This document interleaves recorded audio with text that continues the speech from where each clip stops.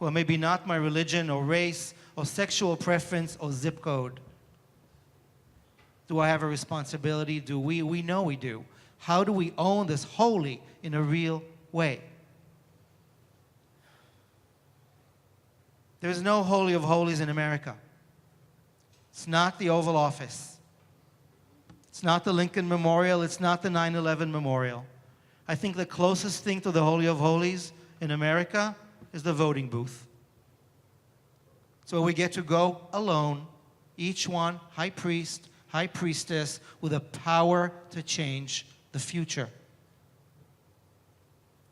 And there are people in this country and in this world who are trying to make that privilege and that right not a possibility. They too are coming from a holy place, perhaps. But there are two kinds of holy. Kadosh in Hebrew could mean something that separates, and Kadosh in Hebrew could mean something that unites. My invitation for us tonight is to enter a holy of holies that unites, not separates.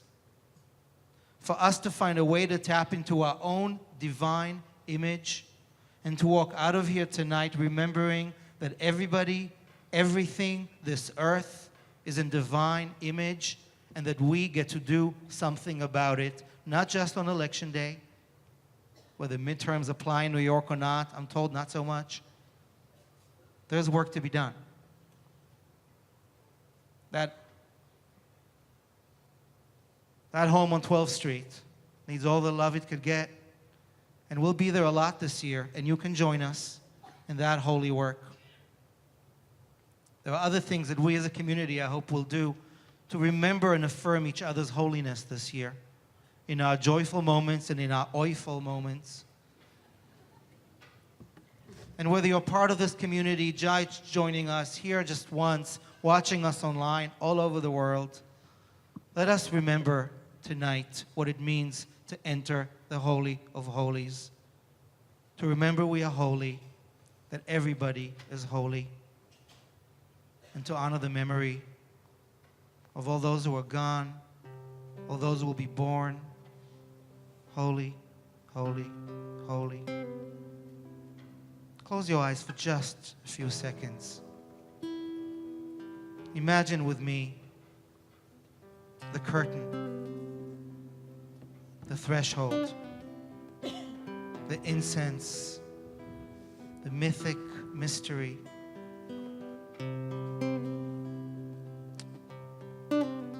You may choose to go in, but maybe that just happens tomorrow after we're fasting more and hear more and singing more and breathing more together, remembering our noble charge.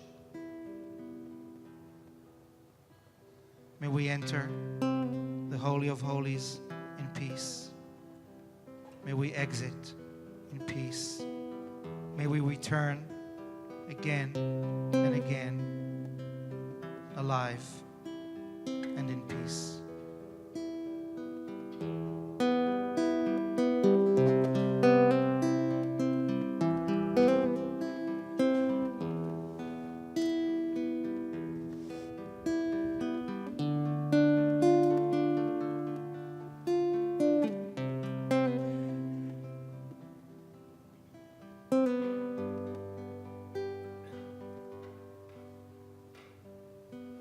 Fly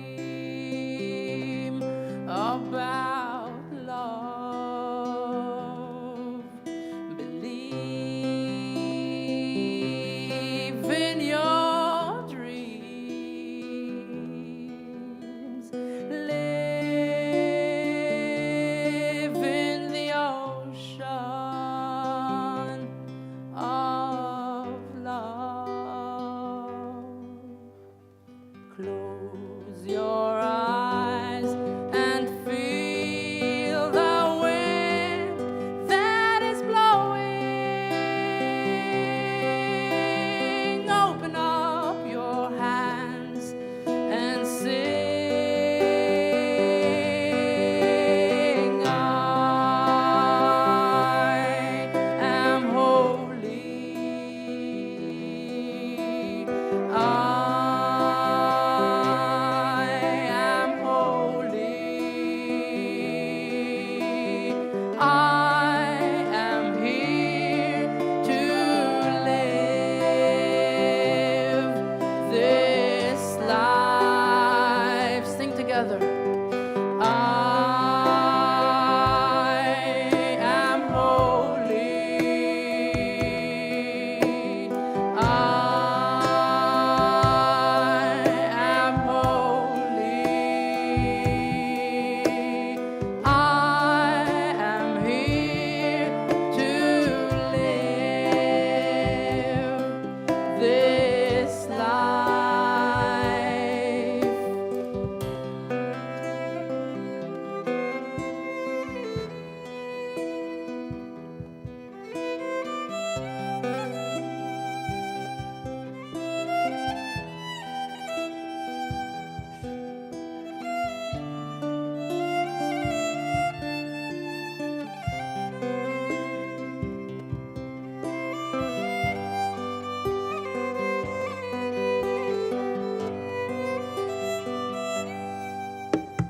Dance in not knowing. Know your perfect power. Dance like a lion in the wild. Laugh like a child. Sing in full presence. Sing with the lions in the wild. Close your eyes and feel the wind that is blowing. Open up your hearts and sing. I am holy. I am holy. I am holy. I am here to live this life. I am holy. I am holy. I am here to live this life. I am holy. I am holy.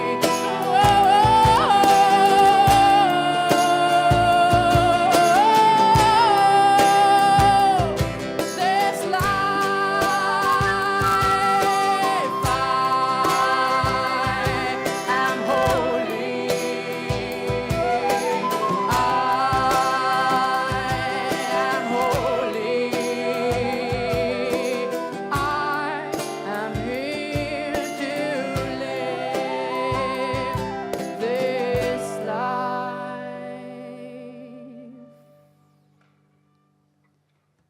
I am open to see flowers blooming. I am here to live.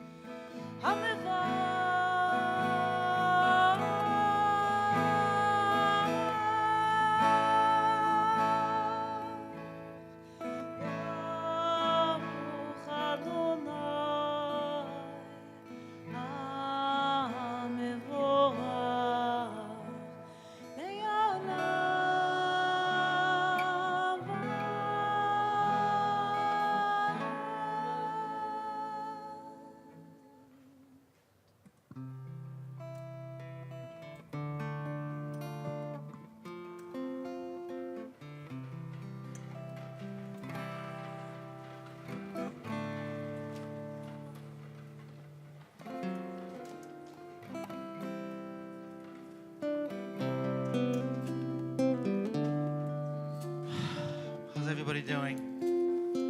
Take a deep breath.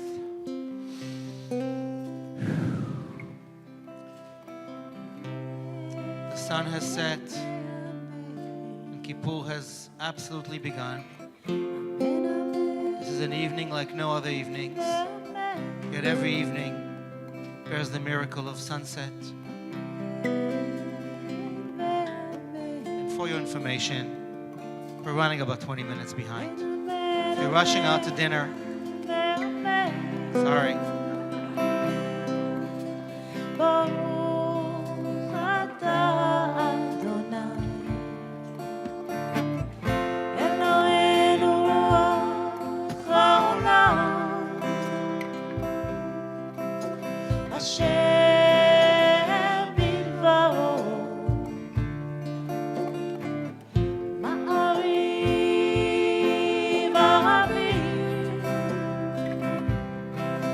בחוכמה פותח שערים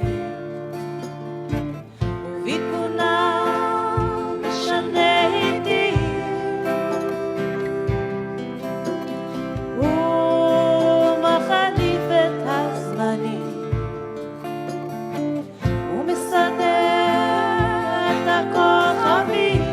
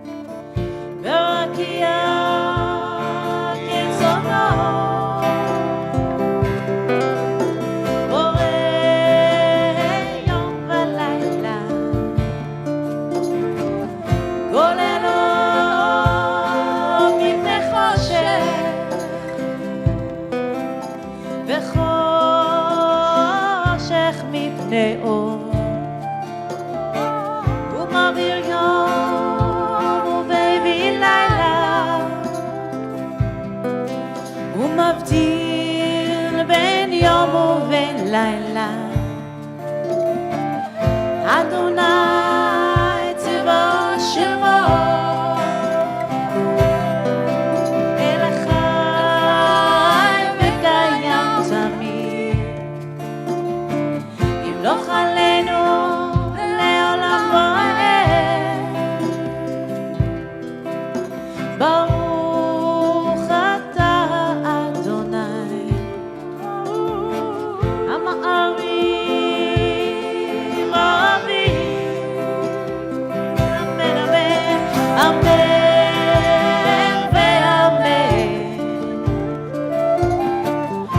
ואמן אמן אמן אמן ואמן אמן ואמן אמן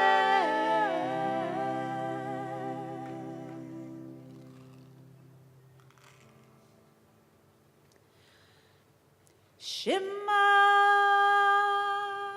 Yisrael Adonai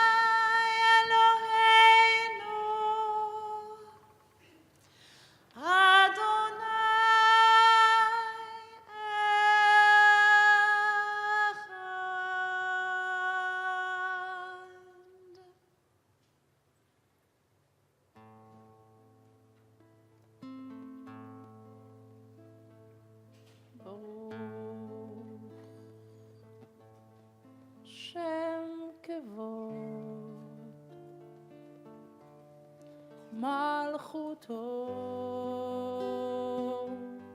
לעולם ועד. ברוך שם כבוד מלכותו לעולם ועד.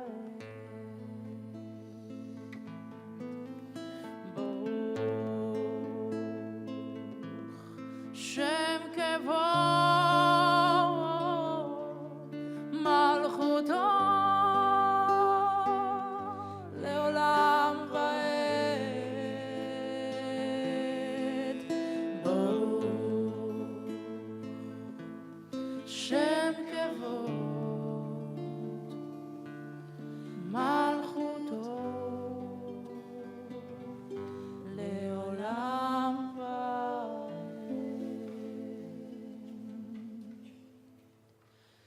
ואהבת את אדוני אלוהיך בכל לבבך ובכל נפשך ובכל מאודיך, והיו הדברים האלה אשר אנוכי מצווך היום על לבביך, ושיננתם לבניך ודיברת בם בשבתך בביתך ובלכתך בדרך ובשוכבך ובקומך, וקשרתם לאות על ידיך, והיו לטוטפות בין עיניך, וכתבתם על מזוזות ביתך ובשעריך.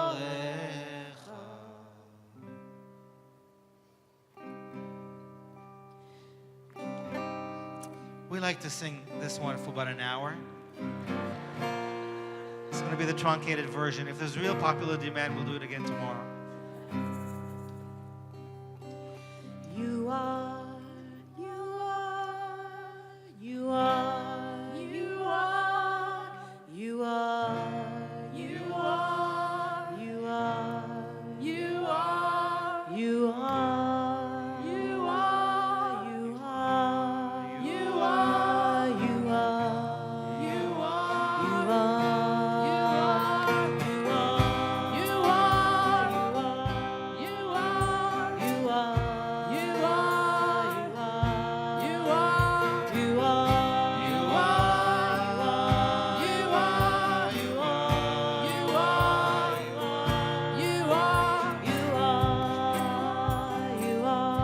A modern piece of liturgy.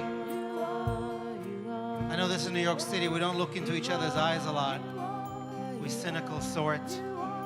But you can enter the Holy of Holies tonight by looking into the eyes of someone sitting next to you for like 1 second as you sing these words. I dare you. I dare us.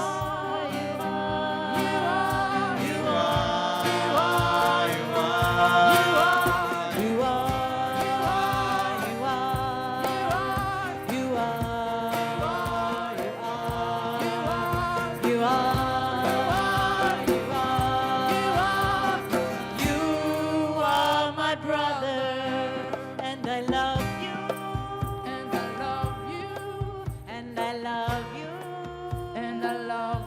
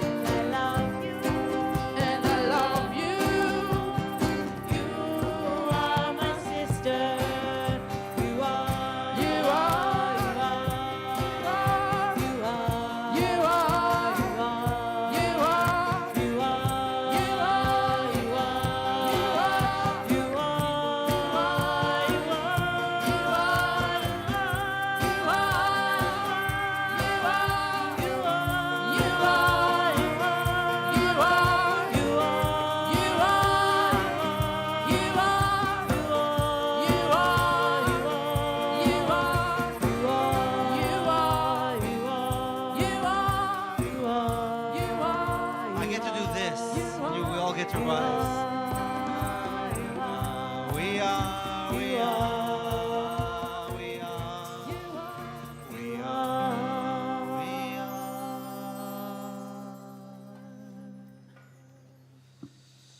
As we enter the Amidah, the rising prayer, the standing prayer, where we use some of the old words that we've inherited to praise and to pause, to repent and to ask, and to use a lot of our own words in our own Holy of Holies, in our own black box. Find a way to stand comfortably, just be present here, alone, together.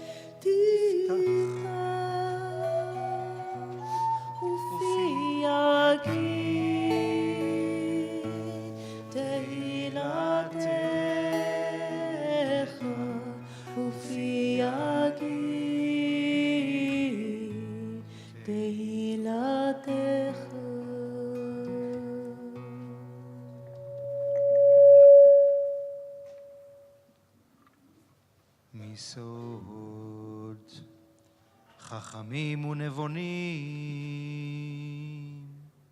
ומלמד דעת מבינים הבטחה פי בתפילה ובתחנונים לחלות ולחנן פני מלך מלא רחמים מוחל וסולח לעווני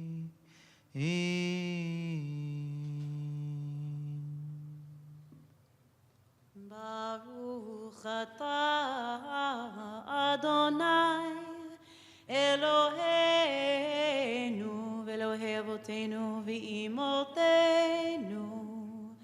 אלוהי אברהם אלוהי יצחק ואלוהי יעקב אלוהי שרה אלוהי רבקה אלוהי רחל ואלוהי לאה האל הגדול הגיבור והנורא אל עליון גומל חסדים טובים וקונה הכל וזוכר חסדי אבות ואימהות ומביא גואל לבני בניהם למען שמו באהבה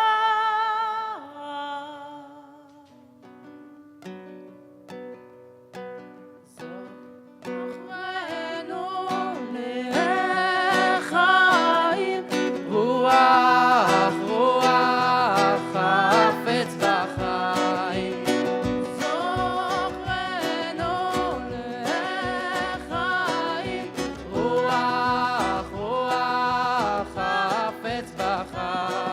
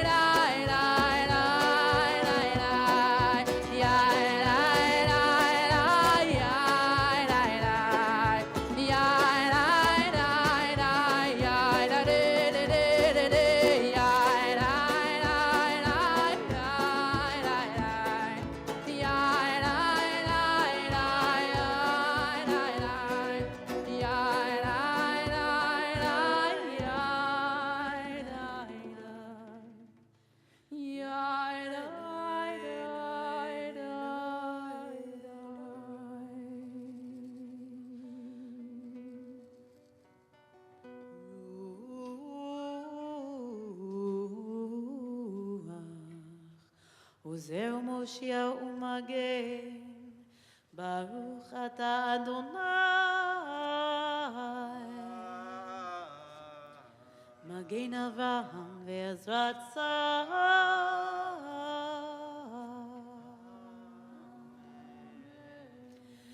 אתה גיבור לעולם אדוני, מחיי מתים אתה רב להושיע, מוריד הטעם. מכלכל חיים בחסד, מחיי מתים ברחמים רבים, סומך נופלים ורופא חולים, ומתיר אסורים, ומקיים אמונתו לשני עפר. מי כמוך בגבורות, ומי דומה לך, מלך ממית ומחיה, ומצמיח ישועה. מי כמוך אב הרחמים, זוכר יצוריו לחיים ברחמים, ונאמן אתה להחיות מתים, ברוך אתה אדוני, מחיי המתים.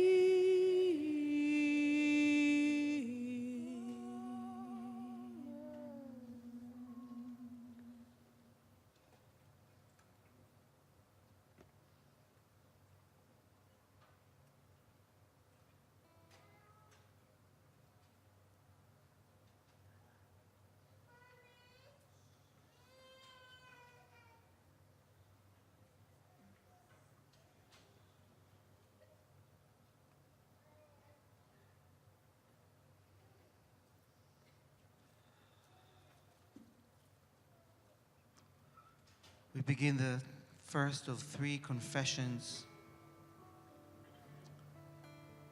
where we outline the transgressions of this past year in the plural. And whatever words we'll be saying are only indications of whatever we each have in our own hearts that we own, so we can disown and move on. Eloheinu ve'Elohei avotenu ve'imotenu, tavo lefanecha tefilatenu, ve'al titalem מתחינתנו, שאין אנחנו עזי פנים וקשי עורף, לומר לפניך, אדוני אלוהינו, אלוהי אבותינו ואימותינו, צדיקים אנחנו ולא חטאנו, אבל אנחנו ואבותינו ואימותינו חטאנו.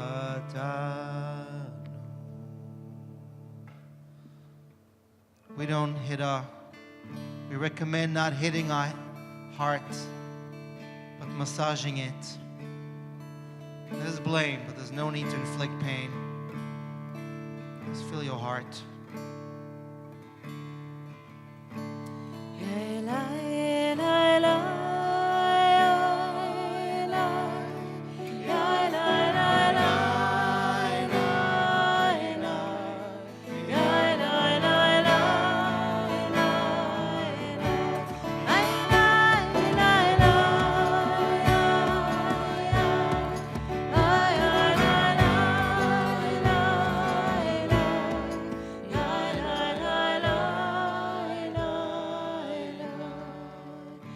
אשמנו בגדנו, גזלנו, דיברנו דופי,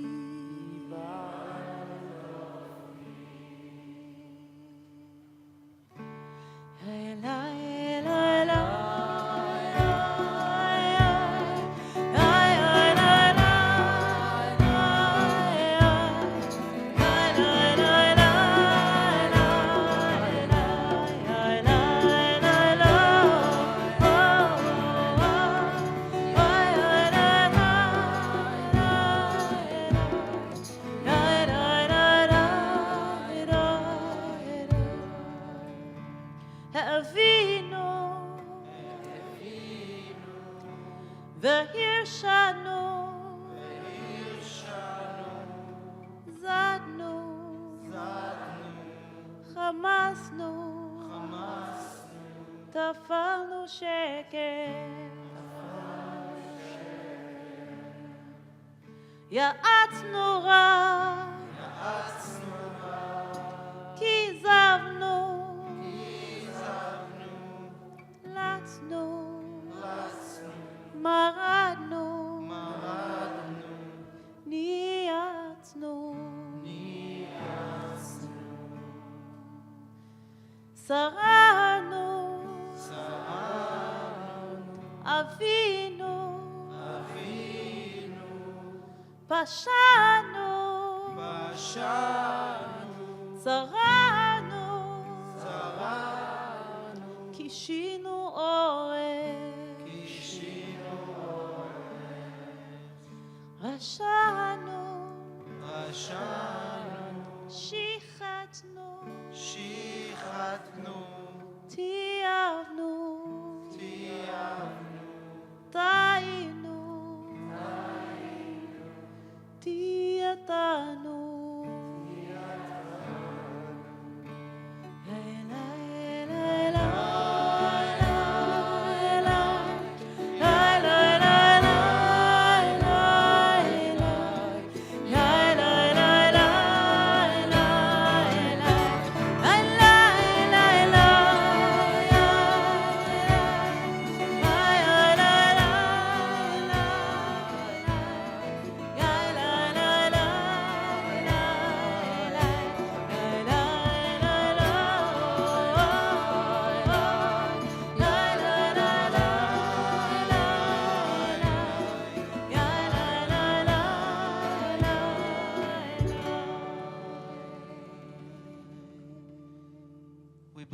On the first day of the year, Rosh Hashanah, the book of life, the script for our year is opened, and by tomorrow night it is sealed. So imagine now, as we're taking stock of all that which we want to get rid of, what is it that we want to bring in? What is your intention this year?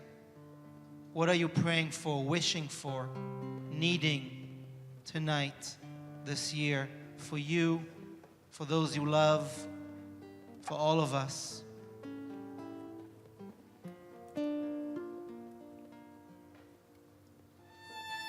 What's your definition of a good life?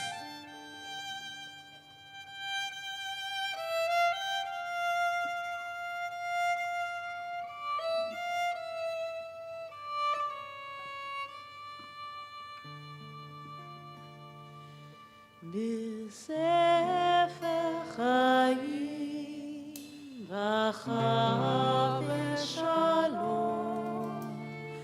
פרנסה טובה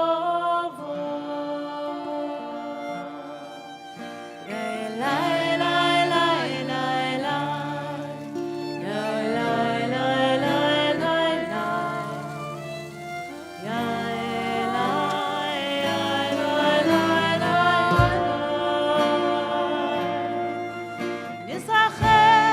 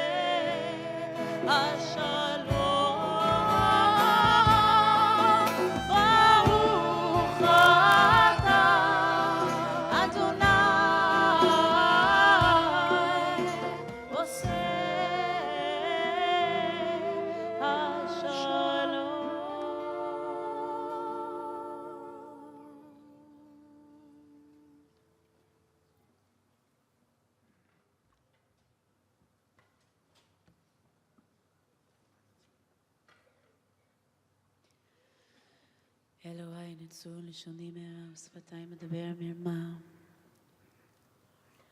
ולמנכ"ל עלי נפשי תדום ונפשי כפלחו תהיה אלוהי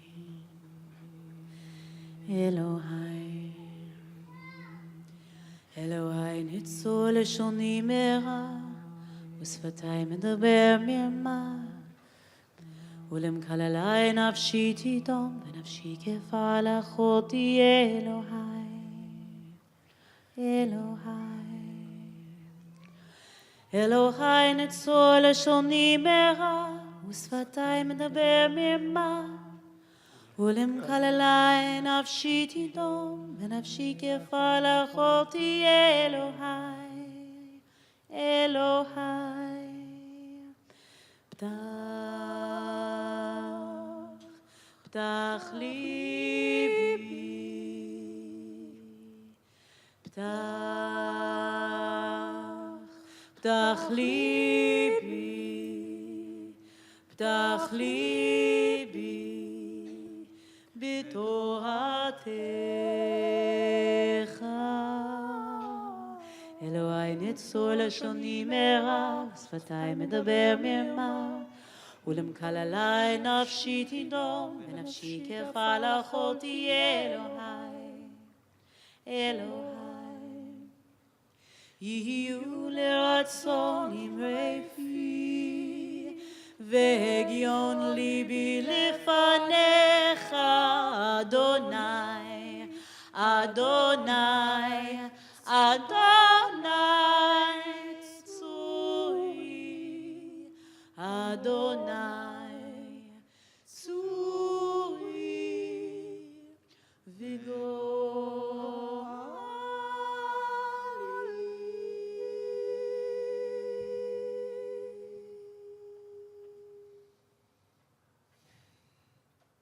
We're going to open the ark once again tonight before we sing Avinu Malkeinu, which in the original Hebrew is our Father, our King.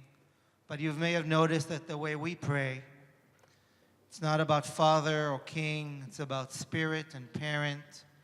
It's gender neutral and everybody friendly. It's BYOG. Choose your own adventure and metaphor for the mystery that guides us tonight and all nights.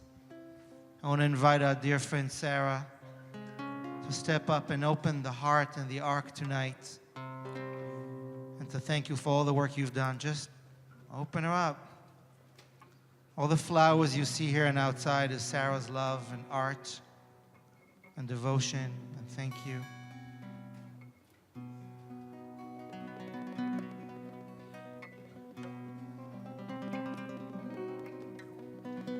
Avinu Malkeinu Avinu Malkeinu Avinu Malkeinu Chanenu Banenu Ki ein banu masi Asei banu Tzedaka v'chesed Asei banu tzedaka v'chesed Ve'oshienu Avinu Malkeinu Avinu Malkeinu Avinu Malkeinu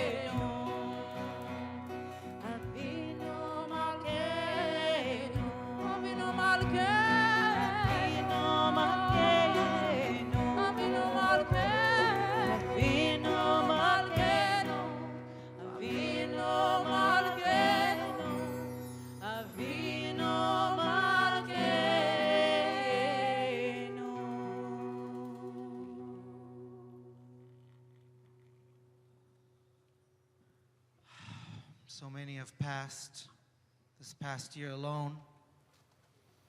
We made these prayer flags on Rosh Hashanah when many of you made them together with our intentions and good wishes. And tonight, as some of you walked in, we asked you to put on them perhaps a name of somebody you want to remember that maybe passed this past year or in the past.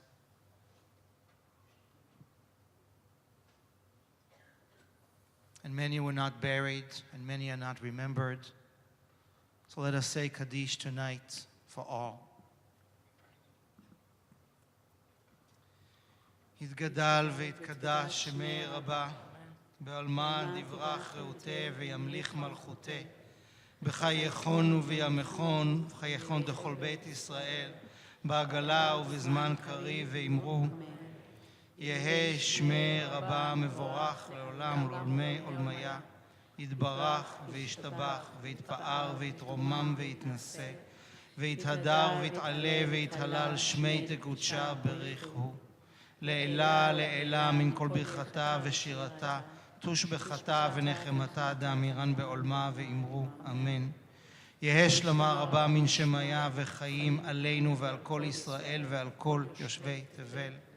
עושה שלום במרומיו, הוא יעשה שלום עלינו ועל כל ישראל ועל כל יושבי תבל, ואמרו אמן.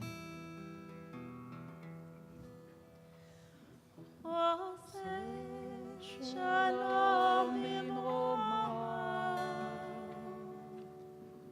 הוא יעשה שלום עלינו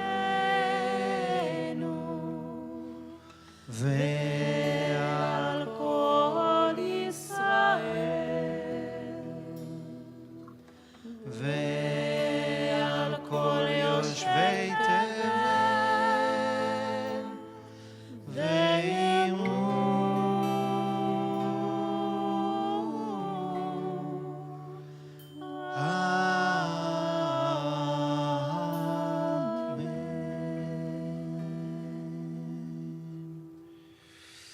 So let's be seated one last time.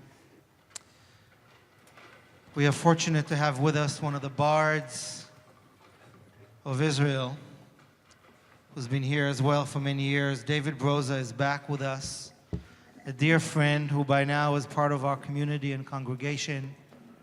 He'll be with us tomorrow at our interfaith prayer for peace.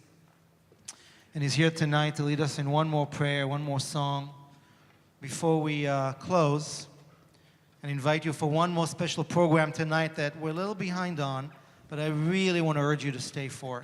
And I'll say a couple of words about that in a moment. Because where are you going to go tonight? Hello? Let's stay in the sanctuary. Let's stay in the holy. David, welcome back.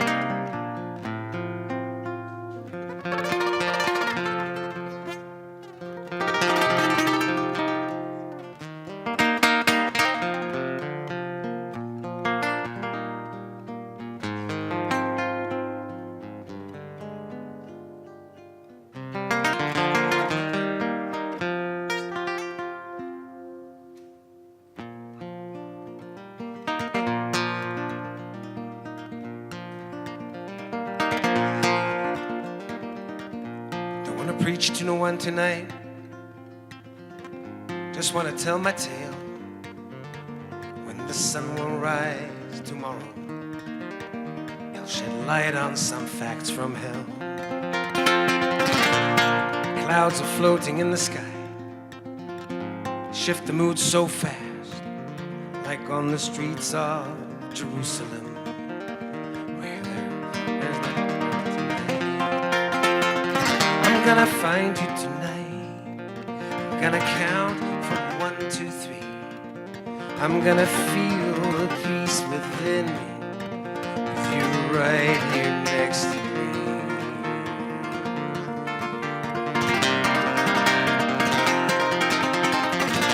I was born into this reality. I was brought up with a war. It doesn't mean I must accept it. Don't wanna fight no more. The young people from all over stray away and cross the lines. It's a dialogue that we're seeking, and we're running out of time. I'm gonna find you tonight. I'm gonna count from 1, 2, 3. I'm gonna feel the peace within me, with you right here next to me.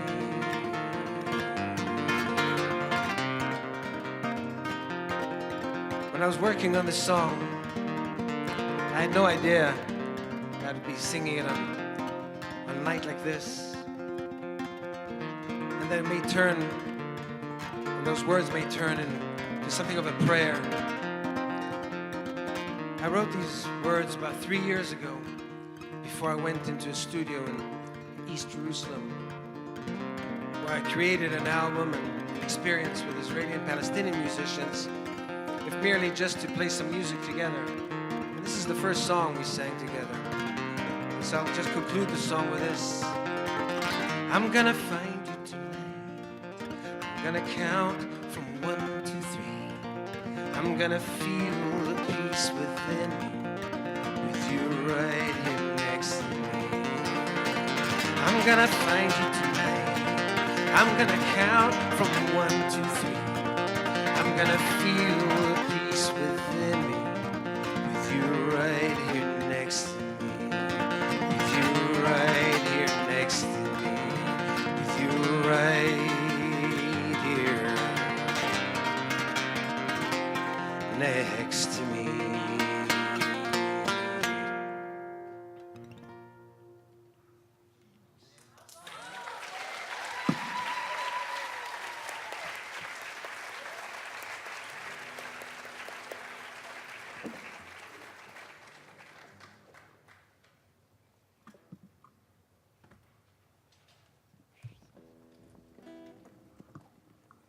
Shana Tova, everyone. Shabbat Shalom. Thank you, David. Wow. My name is Shira, Kline, and it's really, really nice to be here with you tonight. I'm one of the co-founders and co-creators of Shul. Now, we've been doing this a long time, but we've only been doing this with you so specially for the past 2 years. This is our second year with you. And it's amazing. And it's really brilliant to see so many old friends here. Can I just, for fun, see a show of hands of who's been with us before at a Shul event? Yeah, welcome home.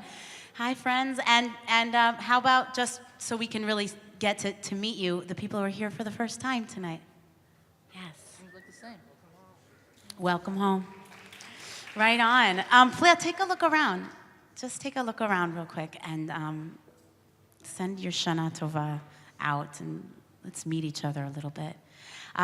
There's a lot coming, and I want to give you a quick rundown of tonight. Well, you're going to talk a little bit about tonight. Tomorrow morning, the doors here are going to open at 8 a.m. We're not going to start our service until 9, but you are welcome here at 8. So to come in for some quiet space, some meditation, we'll be here with you as well. We'll start promptly at 9 a.m., I promise, really, truly sharp at 9 a.m. All together, families, everybody here at 9:40, the children's programming will start. 11:45 is our Yisker memorial service. 12:30, children will come join us. Everybody, they'll have been in brilliant children's programming. Are there children's educators here? They are probably in different spots around. We have an incredible team. I'm very proud of our children's educator team. So bring your families. And we'll be finished at 1 o'clock. You should stick around because we won't leave you hanging at all. At 2 o'clock, you should stay for Amichai's teaching and a meditation. And at 4 o'clock, we have a very, very special community of people coming from different faiths. We'll have our interfaith service, a prayer for peace. I think it'll be really special. I hope you'll be here for that. And then we will come back together at 6 o'clock for Ne'ilah. This is my favorite part, my favorite music. Don't miss it. It's amazing. And it will push through towards the gates of heaven until the shofar blast at 7:30. And then we'll all go break fast together. So that's tomorrow. So until then, Tzom Kal, easy fast, and happy Yom Kippur. Can you say that? You can. We did. They're supposed to start at 9. Sorry. In 2006, when Israel turned 60, a bunch of us at the storytelling headquarters decided to create a special play, and we wrote it called Becoming Israel, about wrestling with Israel for ourselves. And this past summer, with everything that's gone on, we thought, let's revise it. We have so much to wrestle with. So tonight, in just a little bit, we're going to just strike here and invite you to please stay. We're going to be having a staged reading with some of the original cast of Becoming Israel. Revised 2014, just a month ago. It's about 45 minutes with a short talk back after. So again, I apologize for the delay, but I do hope you stay. It is extremely moving, and it's about what we want to talk about this Yom Kippur in so many ways. If it goes well, we hope to take it on tour yet again. It was successful for a few years. Our interfaith prayer for peace, details in your program. We are very honored to have 2 of our guests here tonight. Welcome, brothers. Thank you. And we'll have tomorrow afternoon one of our neighbors, Sheikha, from the Sufi mosque next door. Several members of her community will be with us as well to celebrate Eid al-Adha and Yom Kippur together. Reverend Vince, who many of you remember from our Passover Easter, the last Seder, is back. A few other wonderful activists for peace and bridge builders will be joining us. And between Zen, Muslim, Christian, all together, sort of atheist and Jewish, hopefully we can make some serious peace praying happening. And that's going to be followed by our Ne'ilah and breakfast at City Hall Restaurant. There'll be little snacks here, but I think we have a few more seats available at our breakfast at City Hall. So if you want to break it with cuisine, a la gastronome, so please do. This is Unscrolled, our Simchat Torah that's going to happen on October 18th, free for all. We're going to open the Torah wide and invite us to begin the year that way together as well. And I get the privilege, the honor, the pleasure of inviting you to come not just to this, but to what we're doing all year round. If you're here for not the first time or for the first time, indeed, as Shira said, welcome to Lab Shul. We are an everybody-friendly, experimental, God-optional, trying-it-out congregation. We're really just kind of just a year old. And everything that's been happening has been happening because people have invested their time, their love, their resources, and their belief that there could be other ways of coming together for sacred experiences that are Jewish and Jewish and everybody-friendly, honoring our tradition and taking it seriously because we need tools for good living, and we're here to create those together. And so I want to invite you to look in your programs where there is a card that is going to make sure that we are here next year and that we're here the year after. Many of you paid to be here tonight. Some of you didn't. We were able to make it sliding scale, so we are truly everybody-friendly. And the close to 1,000 people who are here tonight, and those of you watching us online, we want to make this happen, and we want to make it free more often. And the way this is going to happen, as communities have always happened, and temples in Sao Paulo and otherwise, are always get built with love and generosity. So please, right now, take out that card. It's in your programs, if you have your programs, and just take a look at it. With love, John, you too, and compassion. Sarah, you're not holding up your card. Hold it now. Bradley, hold your card. You're in the program, for God's sakes. I'll call you by name. I have no shame. Nina, your card, please. Your card, your flowers. I'm asking you to please not leave this sanctuary tonight without taking this card seriously and making sure that our sacred work continues. You can mark any amount you want. You can join us for a whole year as co-creator. You can become a season pass holder. You can donate $5. I don't care. It's a sign of your trust in what we're doing here tonight. And we need it. We wouldn't be here otherwise. And I'm grateful for as much as you can and for as much as we can so we can create so much more. On your way out, there'll be our amazing volunteers with pens, complimentary, Shul branded, take them home, where you can put your details, put them in a basket, and if you don't write on Yom Kippur, go online after Yom Kippur, and thank you for allowing us. See, Nina's holding it. Right on.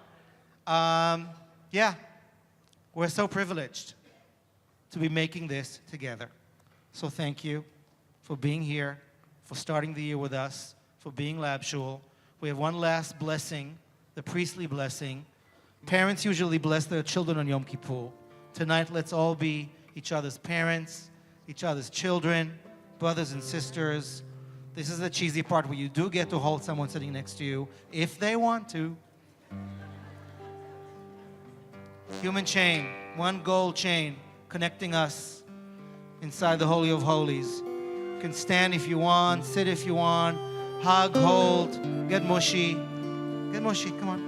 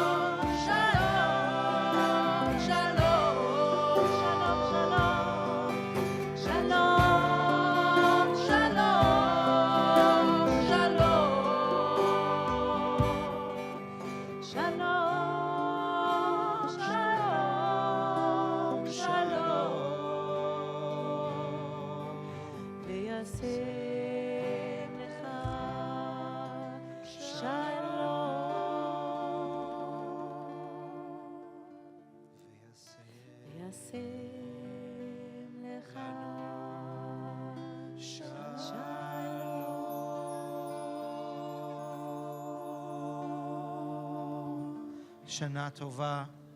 Gmar Chatima Tova. Shabbat Shalom. Becoming Israel in just 10 minutes, so please join us, or good night, and see you tomorrow.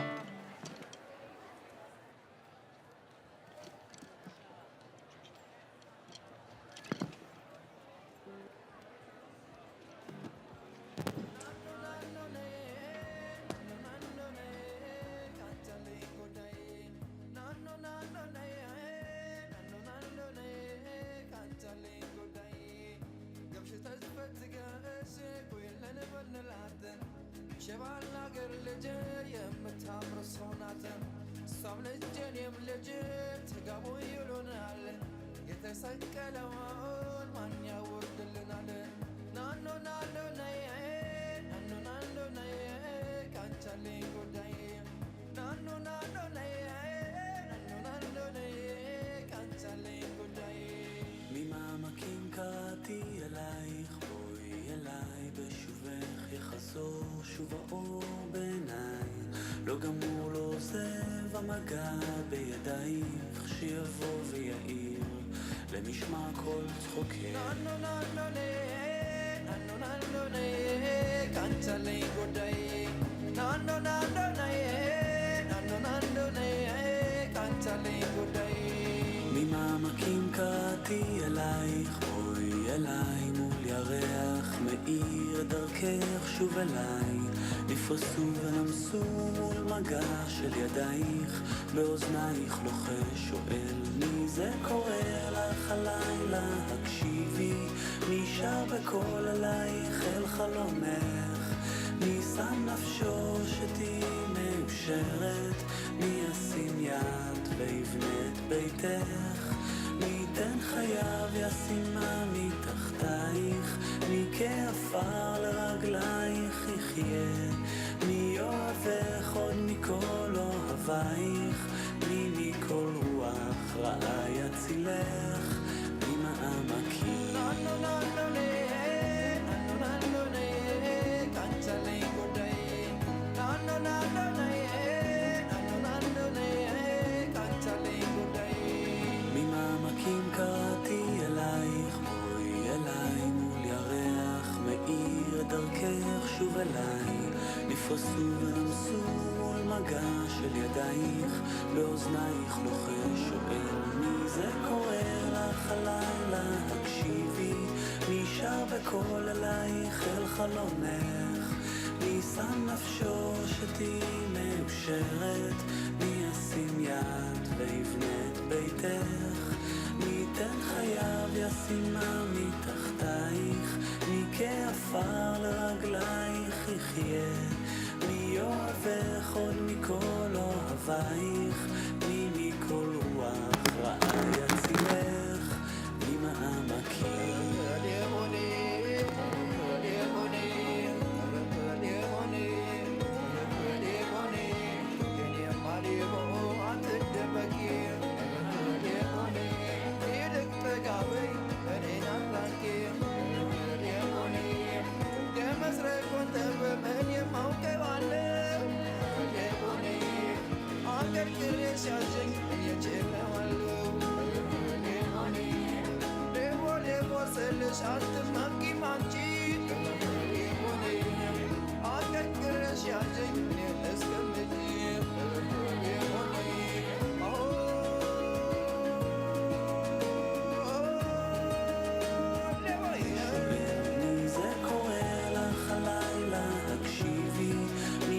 בקול עלייך אל חלומך מי שם נפשו שתהי מאושרת מי ישים יד ויבנה את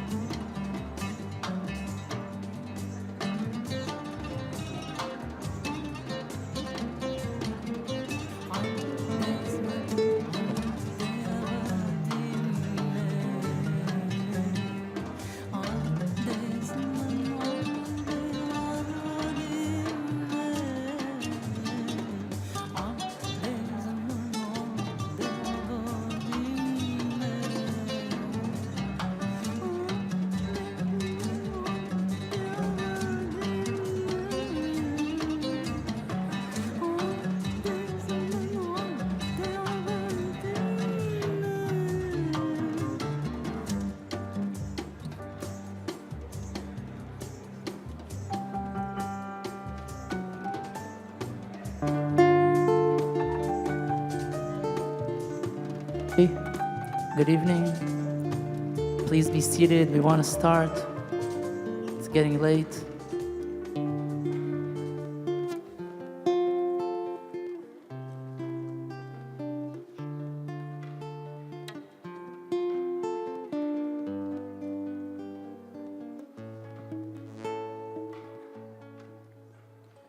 קטונתי מכל החסדים ומכל האמת שעשית את עבדך. קטונתי מכל החסדים ומכל האמת שעשית את עבדך. קטונתי מכל החסדים ומכל האמת שעשית את עבדך. קטונתי מכל החסדים ומכל האמת שעשית את עבדך. במקלי עברתי את הירדן, אתה הייתי לשני מחנות. הצילני נא, הצילני נא, הצילני נא. במקלי עברתי את הירדן, אתה הייתי לשני מחנות. הצילני נא, הצילני נא, הצילני נא. קטונתי מכל החסדים ומכל האמת שעשית את עבדך. קטונתי מכל המעשים ומכל האמת שעשית את עבדך. במקלי עברתי את הירדן, אתה הייתי לשני מחנות. הצילני נא, הצילני נא, הצילני נא. במקלי עברתי את הירדן, אתה הייתי לשני מחנות. הצילני נא, הצילני נא, הצילני נא.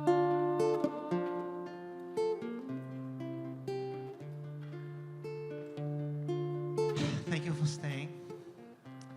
What Netanel is singing is a verse from Genesis 32.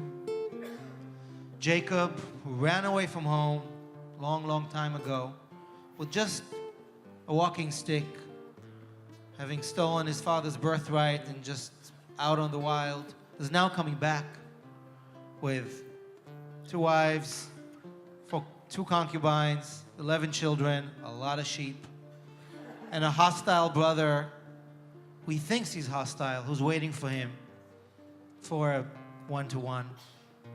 So on the night before he goes back and crosses into Kline, into Canaan, he prays, and these are the words.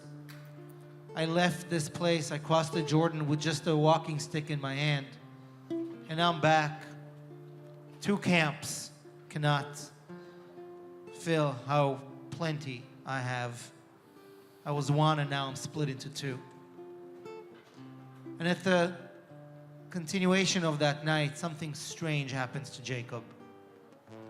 And by dawn, his name will change. This is an epic biblical story, this beautiful song that the singing comes from Yonatan Razael, who's a beautiful Israeli musician.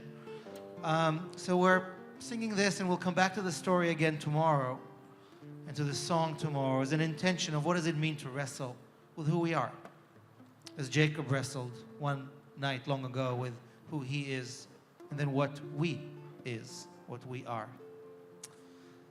So I'm very proud to introduce what's about to happen on the stage.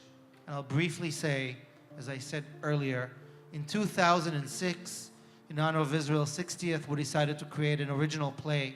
We called it Becoming Israel. We took the story of Jacob wrestling one long night and becoming Israel. It toured for about 3 years, premiered on the JCC on the Upper West Side. was my original concept, and I began working on it with a team. Some of the team is here on stage. Levy, our director extraordinaire, took the baton and shaped it into a beautiful, moving piece. A few different casts took it around America. And this summer, with all that went on, I met with Sarah, who's here on stage in Raw, and I said, you know what? I think it's time for us to revisit that story. Everyone is wrestling with what does it mean to be Israel, to love Israel, to be in Israel. What the heck? What? Let's wrestle. So without too much ado, we went into a rewriting process of some of the lines. You're the first audience to see this rewritten, staged version of this script. We'd love your feedback and comment, hopefully tonight, but also after tonight. And we want to know whether this is something that we want to take on the road again and really engage in conversation about where we come from, what we're wrestling with, and how we become who we are. Thank you to the amazing team that in a very short time put the stage reading together. And we're going to clear the stage and hand it over to you guys. Thank you.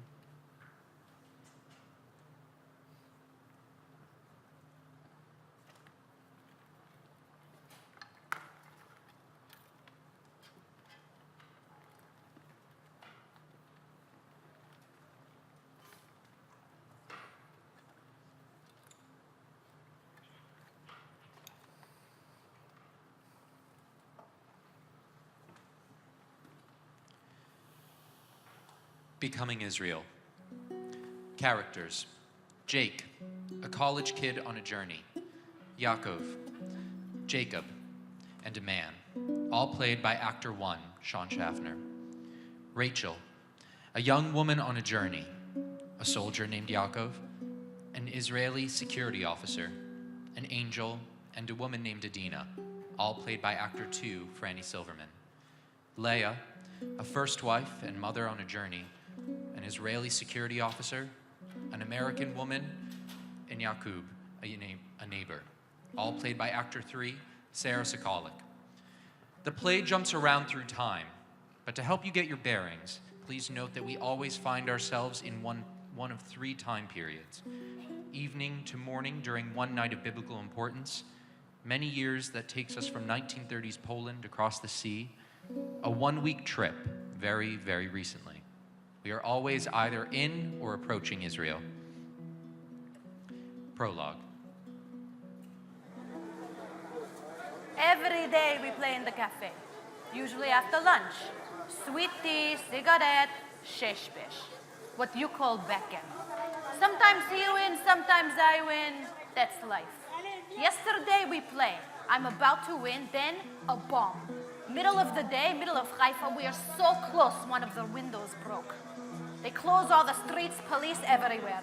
Soldiers enter the cafe. Everybody papers! Some officer inspects. He sends Yaki to one side and me to the other side. Jews and Arabs.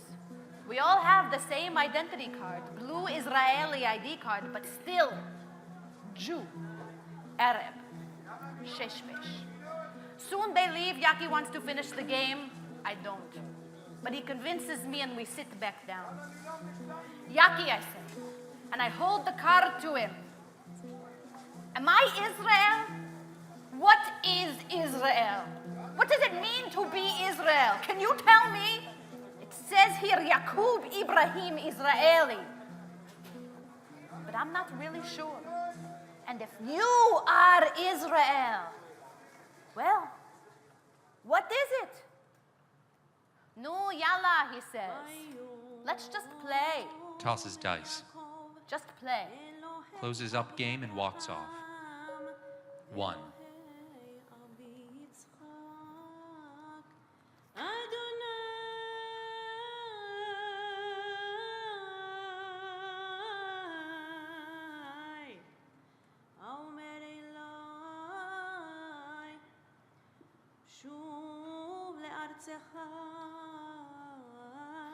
ולמולדתך ואיטיבה עמך קטונתי מכל החסדים ומכל האמת אשר עשית את עבדך כי במקלי עברתי את הירדן הזה ועתה הייתי בשני מחנות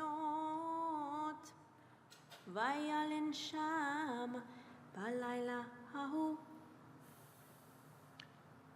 Jacob prayed, God of my father Abraham and God of my father Isaac, God, you said to me, go back to your land and to your birthplace and all will be well.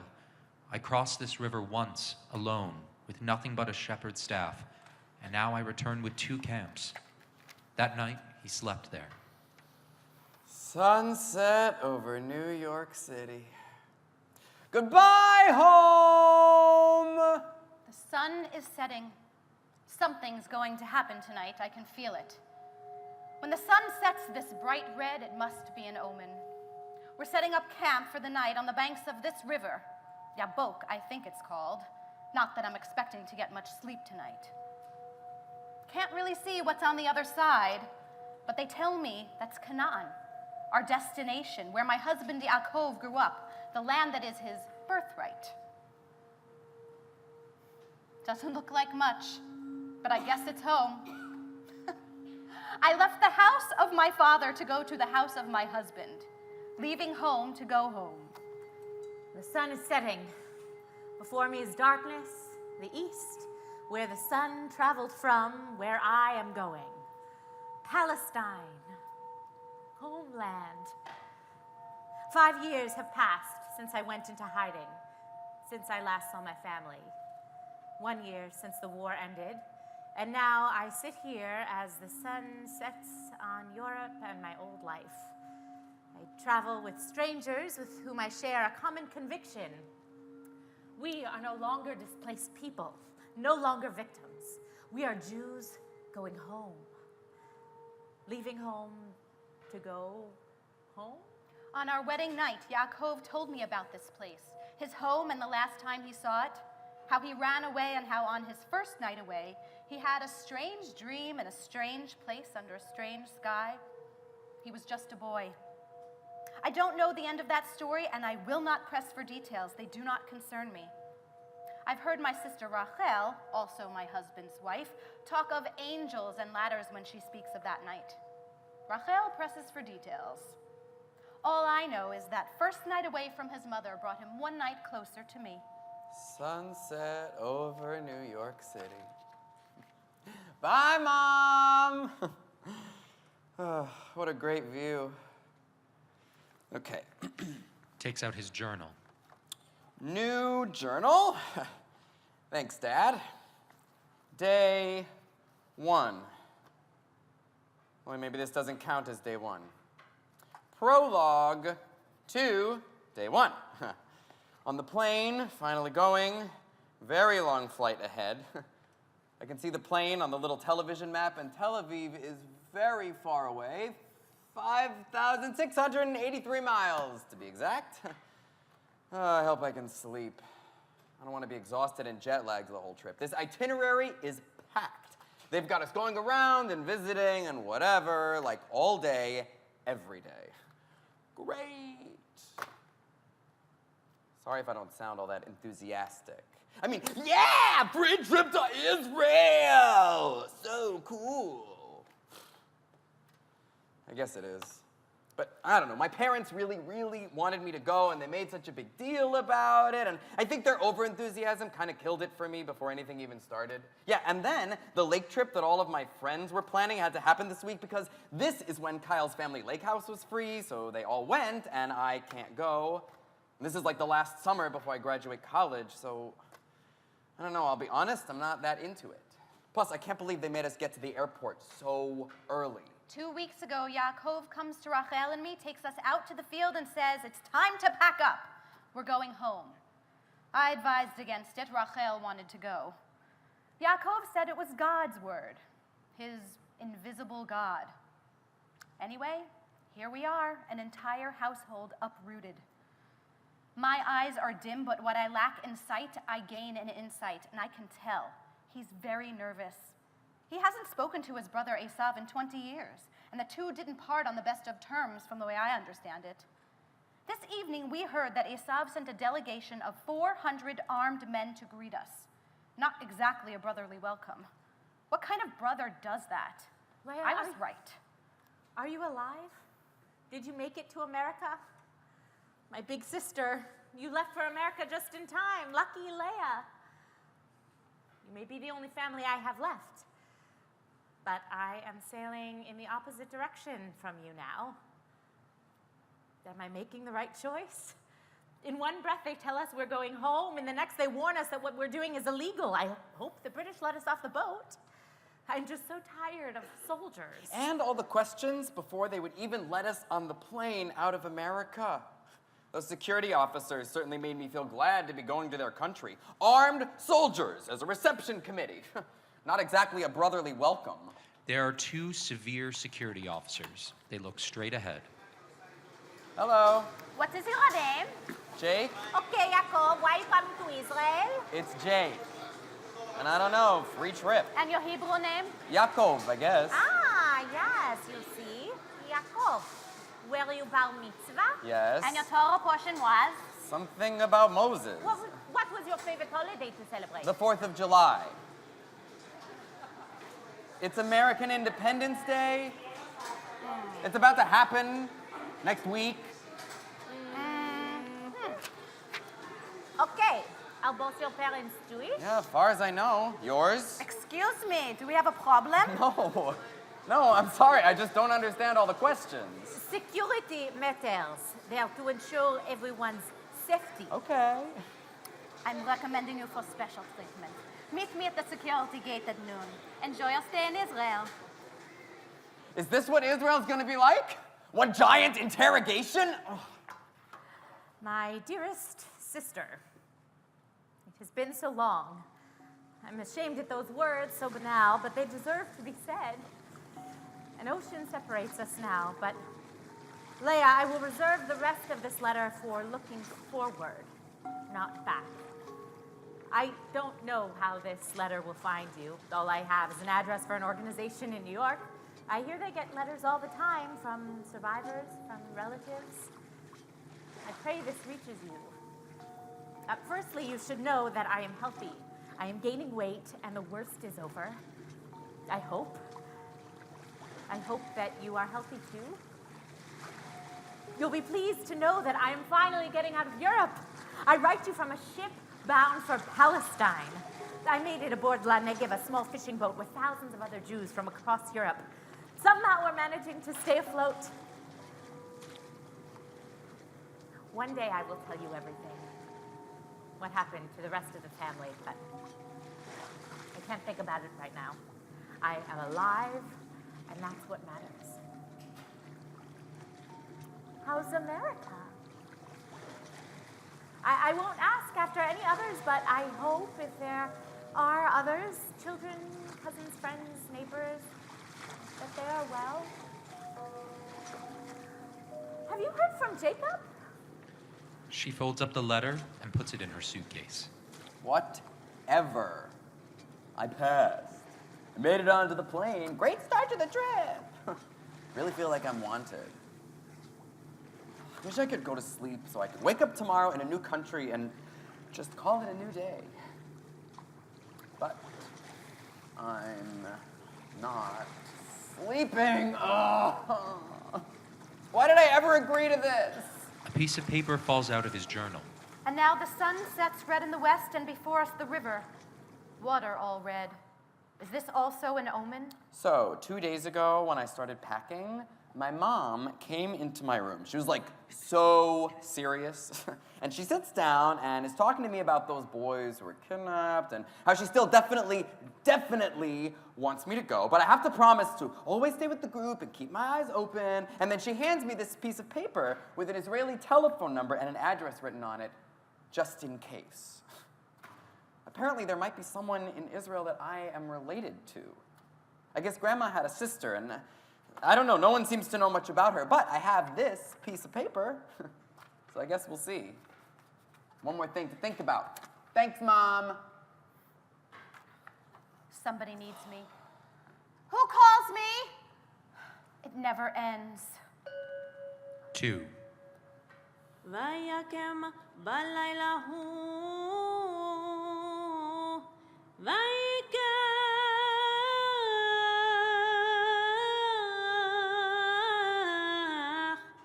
את שתי נשיו ואת שתי שפחותיו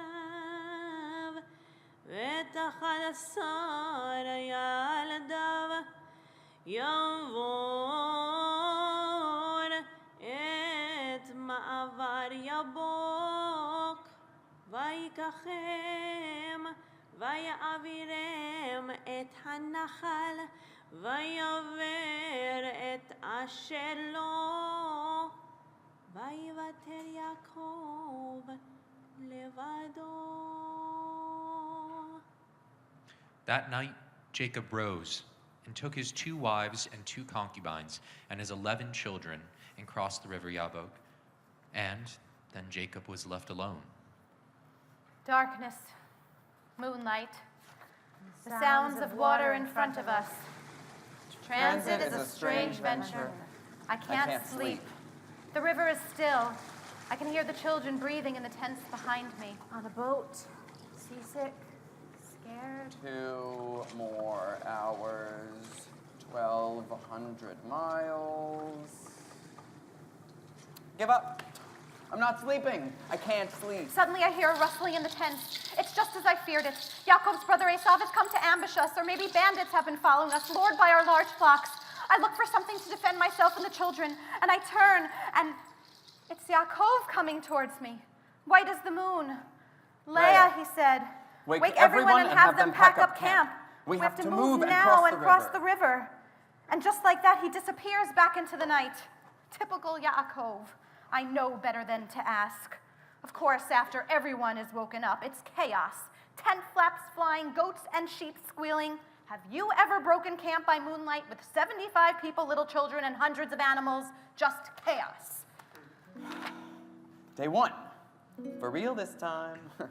In Tel Aviv, or just outside. So, we got on the bus at the airport, all 40 of us, and the guide on the intercom told us that we were going to this biblical place, like a theme park or something, where they made it look like it would have during the time of the Bible.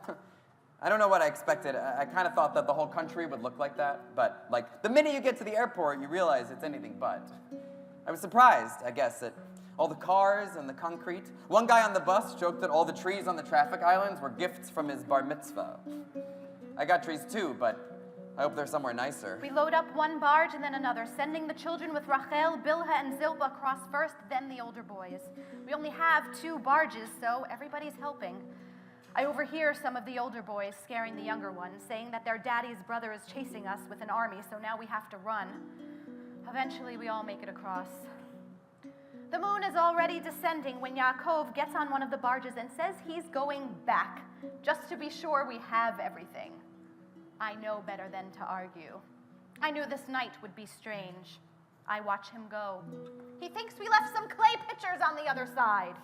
And actually, it's kind of amazing, this theme park. I mean, there are no rides, but there are these really cool, old-looking structures, dwellings, I don't know, built the way they would have been thousands of years ago by, my forefathers, you know? Like we always say on high holidays. And there are goats and donkeys, and we got to press grapes into grape juice. And, for the first time since I went apple picking when I was in middle school, I saw fruit trees. But, not apples, figs and pomegranates, you know? Suddenly I'm back in Hebrew school staring at those big glossy posters of Israeli fruit. Oh, this is real. I know about this. So I was feeling better. Maybe if Israel is just like this, well, I know this. This isn't going to be so bad. Clay pitcher? Absurd. It is clear that the man needs to be away from us. Or rather, he needs to be alone.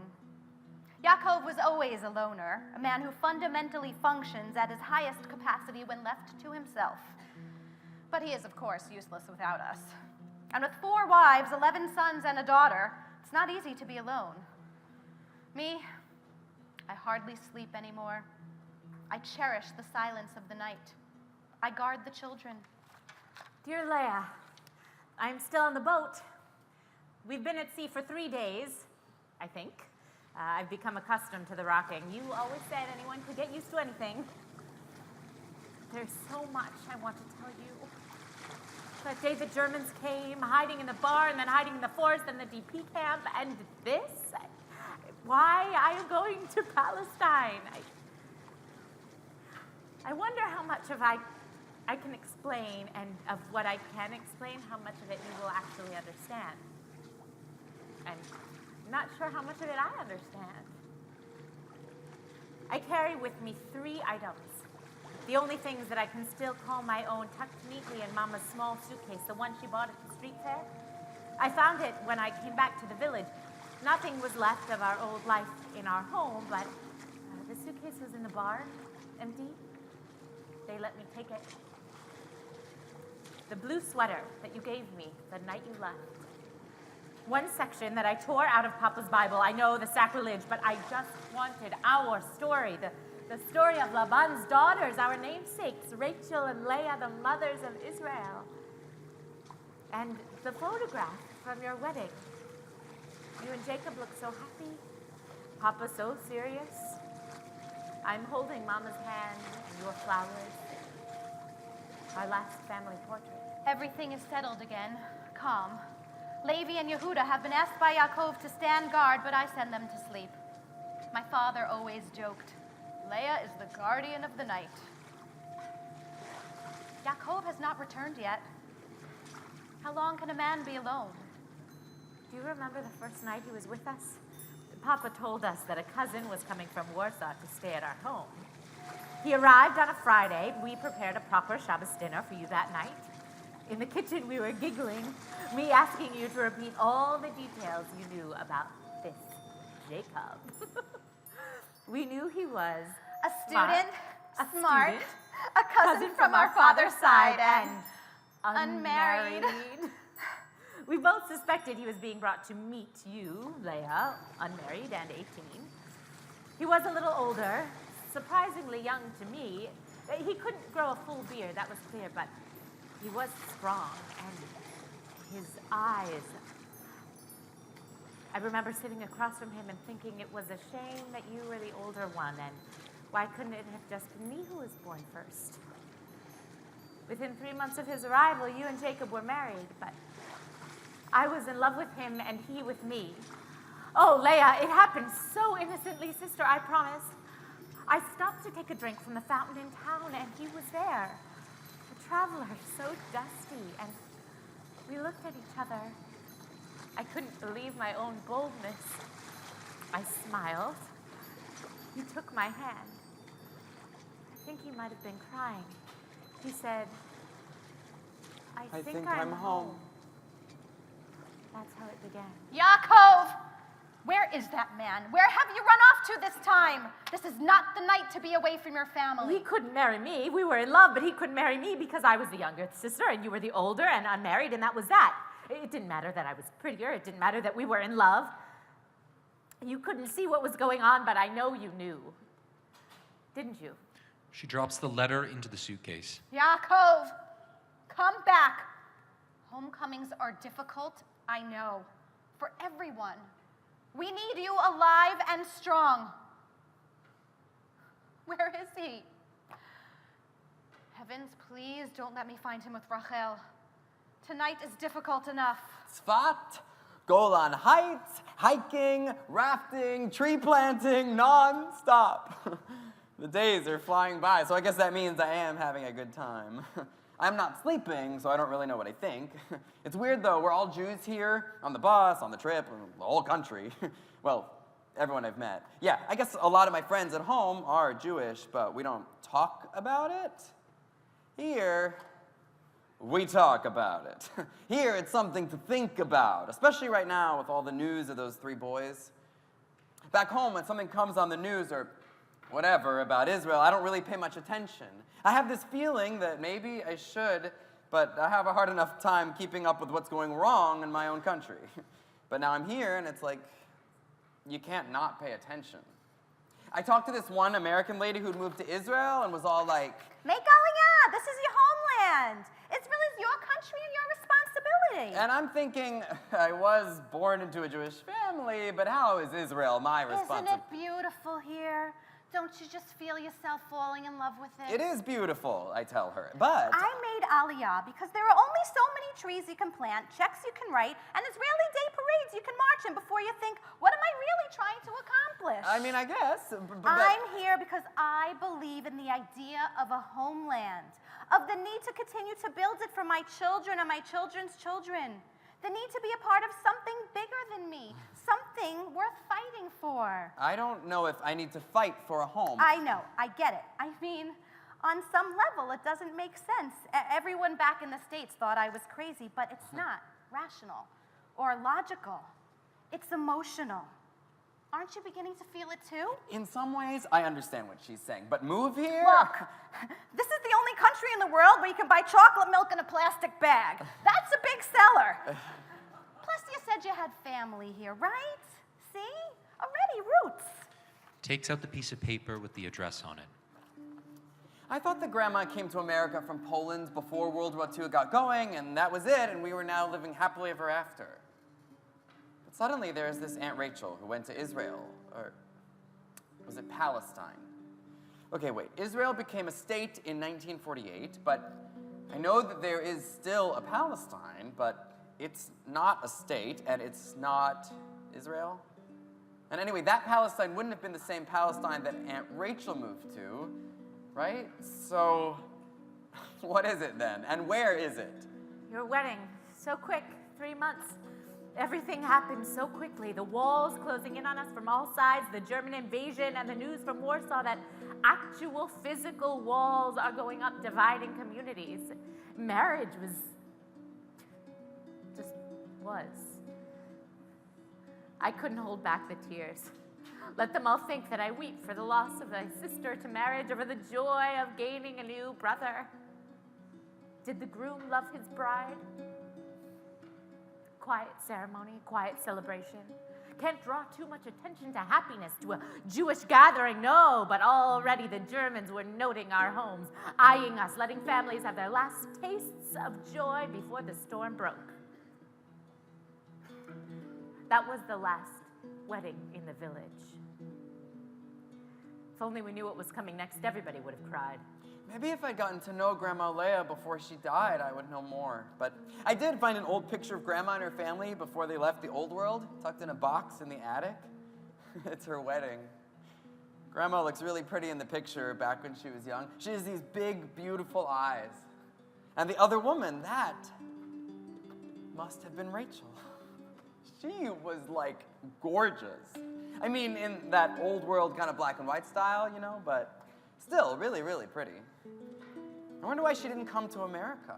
And that must have been Grandma's first husband. Oh, what was his name? Yaakov! There he is! On the other side of the river looking up at the sky. My husband, the dreamer. The river is so still. And the moon is so full, and the water in the water is a perfect reflection of his body. It's extending out into the water, like a twin brother floating in front of him. Or is it, what is it I see? Ugh, my eyes are treacherous. It's as if there are two of them. 2 passports. He called to me, my Jacob, her Jacob, told me to join him outside in the field. I got nervous. Still, he makes me nervous. We make me nervous. I could only get 2 passports. He looked at me and silence. He touched my hand.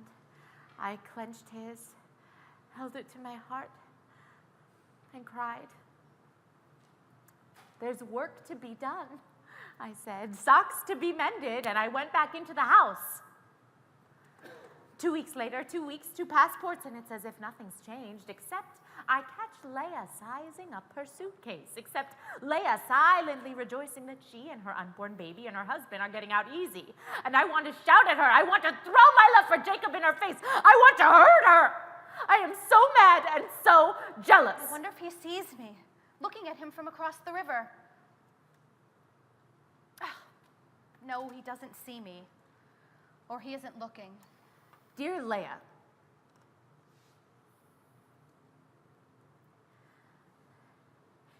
dear Jacob, when I left home for the last time, I locked the door. Why should I lock the door to my own home? I still carry the key. But I'm never going home again. And I'm still not sleeping well. I'm so not settled here. Maybe it's the jet lag. Maybe it's because we're sleeping in a tent tonight. Or they found those 3 boys who've been kidnapped. Well, they found their bodies. There's got to be a better way to say that. I mean, they were just a few years younger than me. Things just get more and more crazy here. There are rockets being fired, I think. I mean, I don't hear anything, but you know, people on the bus are talking. There are a couple of kids on this trip that seem to know a lot, and one is super into Palestinian stuff. I'm not even sure why she's on this trip, but she showed me this article about this family who've been displaced, like over and over again. A Palestinian family. And you know, the grandmother has the deed to the land and the key to their house, but there are like other people, Israeli settlers, living there now, and it just doesn't seem to matter. And I'm reading this article, and it's just like, what is going on? We didn't learn about this in Hebrew school. I mean, no wonder I can't sleep. I mean, how could anybody sleep at a time like this? Dear Leah, I've been on the boat for over a week now. We're getting closer to Palestine, farther away from you. In the DP camp, there were soldiers from America, and they explained that there was an office on the other side of camp that was helping people find lost loved ones. They had lists nailed to the wall every day. New lists, more information came, alphabetical. I sat down with an American soldier, and I gave him my information, and together we looked through old lists. Nothing. My biggest hope was to meet up with someone from our family, from our village. I didn't care who, I just wanted to know that it wasn't all a dream, that my old life did actually exist. Are you alive, Leah? Or am I left alone? I am all alone. Alone. He is alone. It's his reflection in the water. And I will sit here and guard him. Leah, guardian of the night. Maybe I'm not supposed to sleep. Maybe there is something I am supposed to stay awake for. I mean, this is serious. It's happening. And I'm here. 3. ויוותר יעקב לבדו, ויאבק איש עמו, עד עלות השחר.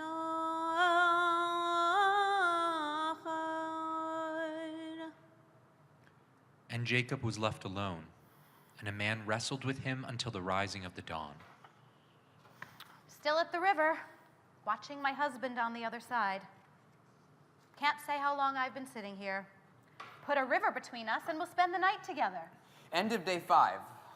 Or is it day 6? It's really late, and I should try to get some sleep, but there is just too much going on. People are tense. There are rockets and alerts, mostly in the south, so they changed our tour plans, but some in the center too.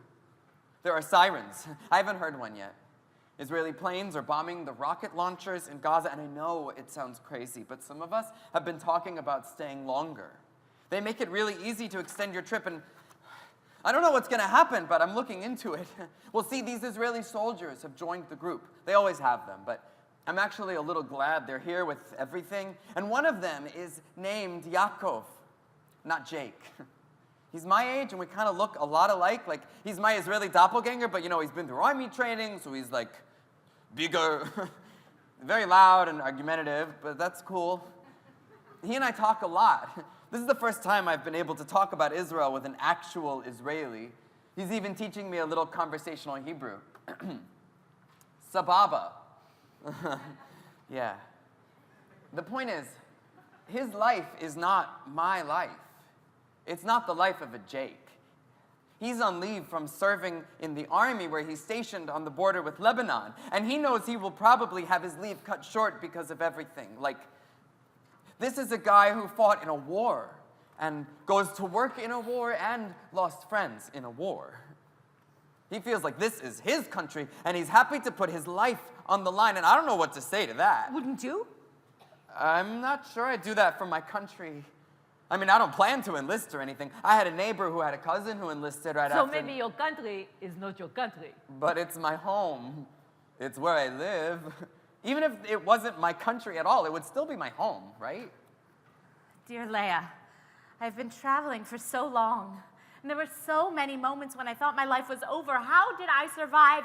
Why did I survive? Did I make the right decision? Maybe I should have gone to look for you in America. I really like Yaakov. He's teaching me how to play sheshbesh. It's basically backgammon, where you try to get all your pieces off of the board while blocking the other player from moving his pieces.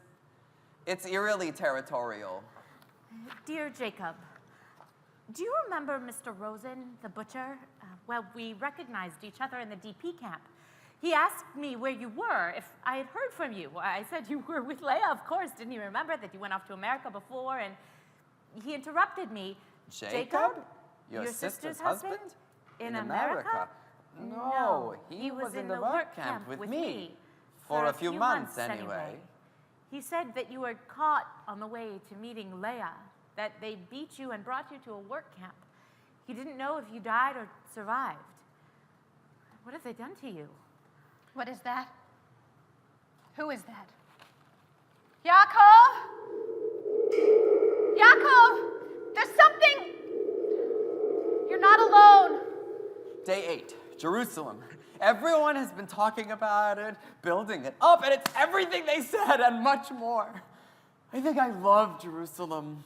I don't really get attached to places, but I love old things, things that have history and weight, and the second the city came into view, I just knew that Jerusalem is like the mother of all things, of history and weight.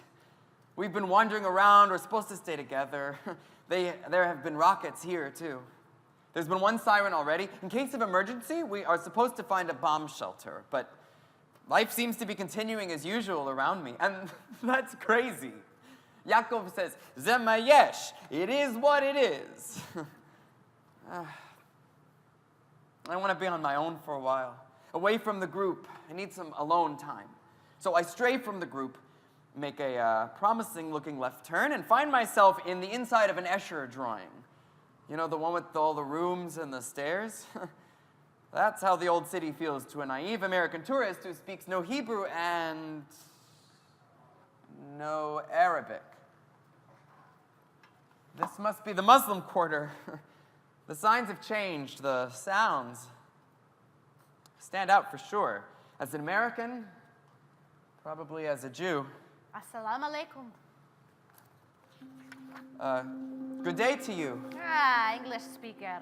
American. Yes, English and Spanish. Do you know Spanish? No. French. Parlez-vous français? You are lost. Yeah, I'm a little turned around. Sit for a moment, catch your breath. You play sheshbesh? I'm just learning. I'm not quite that good yet. I guess it's a big game in Israel. Everyone's playing it. Yes. Also in Israel they play it. It comes from Turkey, you know. I learned sheshbesh from my grandfather, who learned it from his, right here in Al-Quds. My family has lived here for hundreds of years. Wow.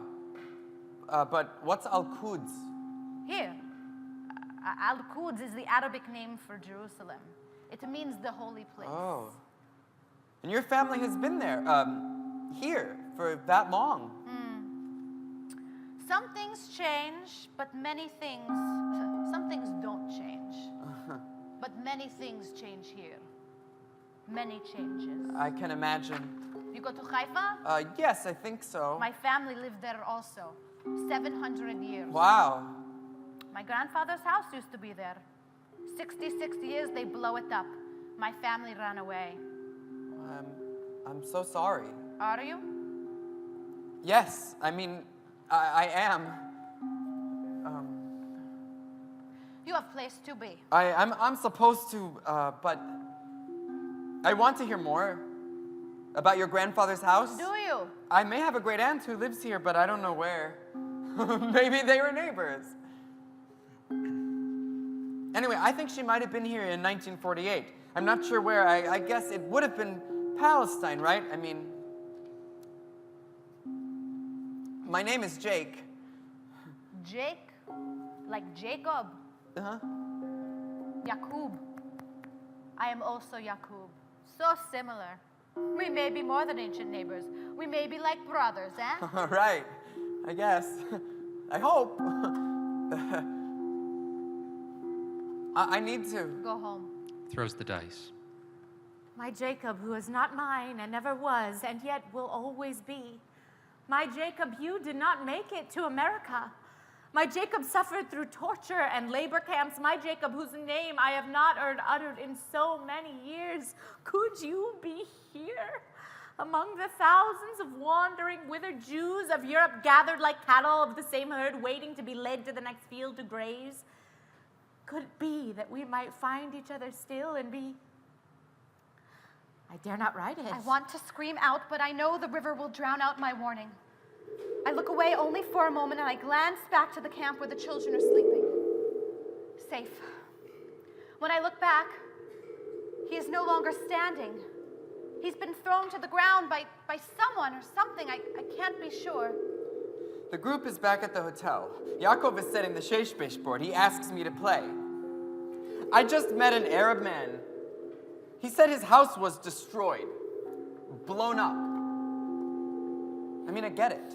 It's a small country. The Palestinians want their own state. The Israelis want security. There's all this religious stuff and rockets and missiles and people dying, but it's the first time I've spoken to anyone from the other side. Yaakov doesn't look up. Play. He tells me. Yaakov. I want to scream out to him, to the camp, to warn, to call in reinforcements, but I cannot make a sound. I am frozen. Yaakov wins the round, and I ask him if he has ever shot anyone. Shul. He says. I've shot at people. Have you ever killed anyone? Yes. He says. Who? I ask. I didn't have a chance to get his name. He resets the board. Why did you shoot him? He shot at me first. I had the better aim. So it was in self-defense. It's always in self-defense. Not if you shoot first. Yes, even then, you're still defending something. Could it be his brother? No. No. It's an old man he's wrestling with. No, it's a young man. A man with strength and force I've never seen. Is it a man? Is it a demon? How can you say that? The man I shot at was trying to kill me and my unit. I'll do the same thing next time if I have to. Is this how you dream, Yaakov? Am I dreaming your dream? Wake up, Yaakov. These are people you're talking about. I get that in battle there may be no other way, but what about innocence, huh? People are getting bombed in Gaza. Kids! I mean, doesn't that bother you? It's complicated. It's sad. But we have to fight. We have to do this. And there are people who want to help me and you. People who want to take this country away from me. You know, these amazing sights you're seeing, the country you're falling in love with? How much of it would you be able to see without me doing my job? Would you even have been able to come see it at all? No. This can't be a dream, but who are you? What is this opponent that keeps changing shape? You think I like being a soldier? I was born here. My life is here. It's worth defending. It's what you call a birthright, yeah? And it has a price. And you say it's your birthright also. Welcome home, brother. Let me tell you, it's not a picnic.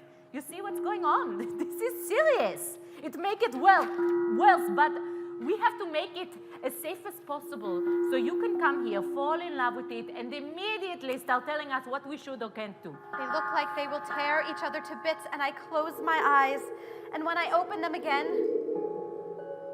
they are laughing, tackling each other's like I've watched my sons do 1,000 times a day. Hasn't this war been going on forever? There's got to be a different way. When you have perfected this different way, please let us know. We're just waiting for another American to tell us the peaceful way to keep our home. There is fire in their eyes, steam coming off their skin, this fighting, yet they hold each other.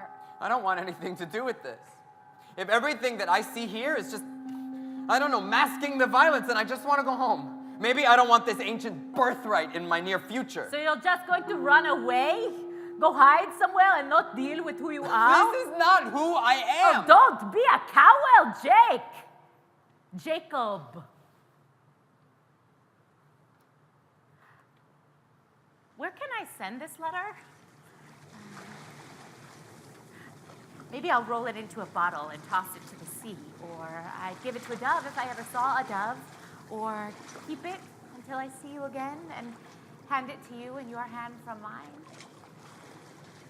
Would you go to America, Jacob, to find the wife and child that escaped without you, or would you go in the opposite direction, towards the possibility of a new beginning, a new happiness with me? I will build a home where you can find me and we will be together. You are inside my heart, my Jacob, like a drumming, pulsing beat. Jacob, Jacob, home, home. She drops the letter in the suitcase. Play. 4. ויאבק איש עמו עד עלות השחר וירא כי לא יכול לו ויגע בכף ירחו ותקע כף ירך יעקב בהיאבקו עמו. And a man wrestled with him until the rising of the dawn. And he saw that he was not able against him. And he touched the inside of his thigh. And the inside of Jacob's thigh was dislocated. Is this your God? The God of your land, of your people? Does your God fight with you as mere mortal? Is this how your God welcomes you home? It's almost dawn. I haven't slept. Again. I can hear the Muslim call to prayer from the mosque all the way across town. Early morning traffic. 20 more rockets in the south last night. 30 more killed in Gaza. Yaakov's words, his angry eyes. I don't know what to think anymore. From far away we can see the lights. Eretz Yisrael.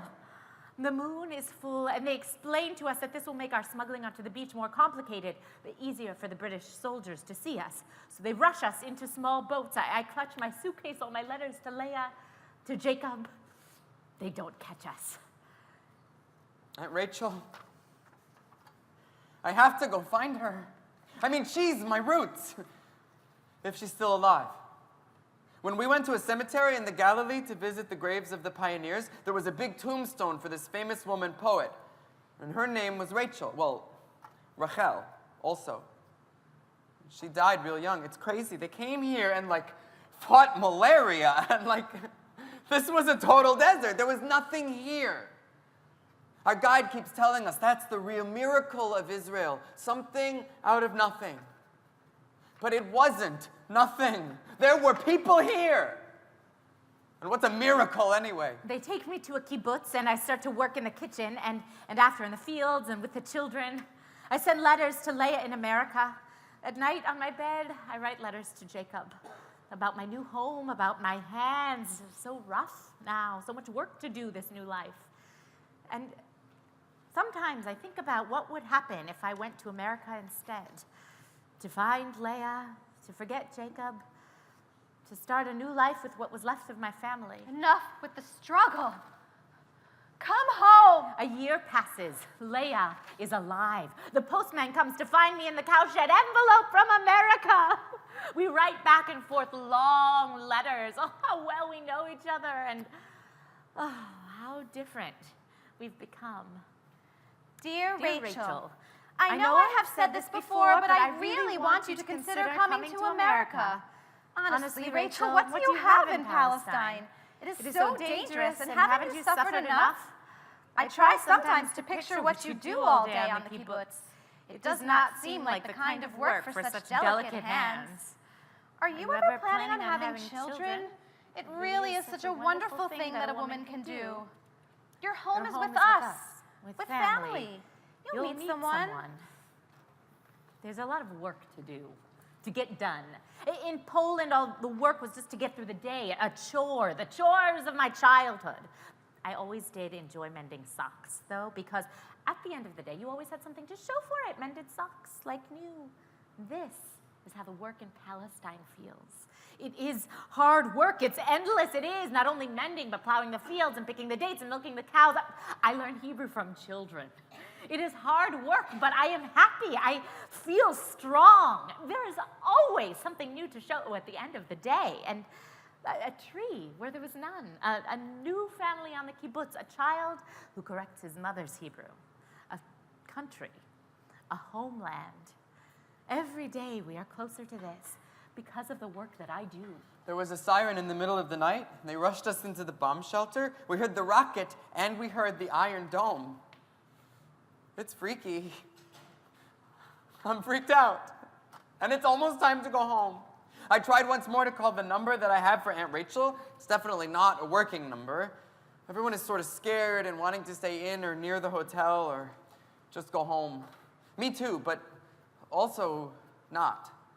I know, it's crazy, but I'm not ready to leave. It's not like I'm on the front lines. I mean, this isn't even my country. But also it is. And these people are my people. What about Yaakov and his unit and Yakub and his family? Can I just leave them in the middle of a war? And what am I supposed to do? Oh, Jacob, what are you thinking? And then Yaakov slips me a map with a bus route marked out on it. Do you want to find us, Rachel, or don't you? Enough with the struggle. Come home. Leah, one day soon we will meet again, and I will meet your husband and daughter. But now I must stay here. I feel finally at home, and I am becoming someone new. One becomes another. And again, they struggle, one becoming another. I take the bus to a nice section of town, trying not to think about where the nearest bomb shelter is. I'm not supposed to be doing this by myself, and now I get why. But I feel this. I don't know, I have to talk to Aunt Rachel. I try to distract myself by reading my journal, and the entire trip is like flowing in front of me. 9 days ago, Israel was just something that was important to my mom. And then boom, I'm here, and it's all hitting the fan. And now I'm breaking all the rules to meet a person who I can't find in a country that's at war, which I suddenly realize is something I actually know nothing about because I'm a stupid American who's never had to deal with a real war where people get blown up every day, just like riding a bus. Oh my God. Becoming is such a funny word, right? Becomes you, fits you, suits you. My husband is becoming. No one is winning. They are both becoming. Off the bus, in a hurry. So I walk the rest of the way, kicking myself because I'm sure that bus was perfectly safe. Wondering, what am I doing? Why am I pretending to be involved or to know anything about these strange Israeli streets? But I finally get there, sweaty and disgusting, but there. Here. And I'm just standing here like an idiot. What's the matter with me? My heart is pounding. Why am I so nervous? Rachel, you have always been so stubborn. I am so upset by your last letter and your refusal to even consider my plea for you to come be with me here in America. My dear sister, you have always been such a dreamer and a romantic, but I must say this to you. No matter what happened with Jacob, you must forget about it and move on as I have. You have some strange notion that a young and survived Jacob is going to make his way to you in Palestine. Jacob has died. Jacob is dead. And if you remain obstinate in Palestine because of some ghost of an obsession, then you, my dear sister, almost deserve to remain in a hot desert, alone and deluded. You know I say this with love. And I still open my house and my life to you, my only living family. Enough with the struggles. Come home.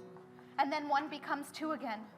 And one extends a hand to the other, grabs the thigh. Now you have hurt me! I have just given you cause to remember. Were you worried I would forget? Yes. Why do I need to remember? Because this is what we are. Jacob, are you dead? Your name is not on any list. Jacob, are you alive? I believe that you are. I want to believe that you are. What we were, what we are, I want to remember. Yaakov's scream hits me deep in the stomach. Yaakov never screams like that. What have they done to you, Jacob? Where are you? Then silence. They are face to face. Oh. Where's my journal? No, seriously, where's my journal? I had it on the bus. I had it. Oh no. I left it on the bus. Everything that happened to me was in there. I think I'm gonna cry. Oh my God, if I lose that journal, that's like my whole trip. I'll have nothing to bring back with me. Don't cry, Jacob, don't cry. I'm building you a home here. I carry you with me always. Come home. It hurts to remember. You're with me like a scar. They stand face to face. The first rays of dawn fill the sky. Nothing is as it was. So, what did you say your name was? Jake? Short for Jacob. Hey, Yaakov from the Torah. That's my name too. He was a cool guy, Yaakov. You know, his name was also Israel. Sort of. It means to be a fighter, to wrestle, you know, like wrestle with God, with life, like Yaakov did. It's your name now also, huh? Oh, nice to meet you, Israel. Tosses dice. You win. 5. ויאמר אליו מה שמך ויאמר יעקב ויאמר לו יעקב יאמר עוד שמך כי אם ישראל כי שרית עם אלוהים ועם אנשים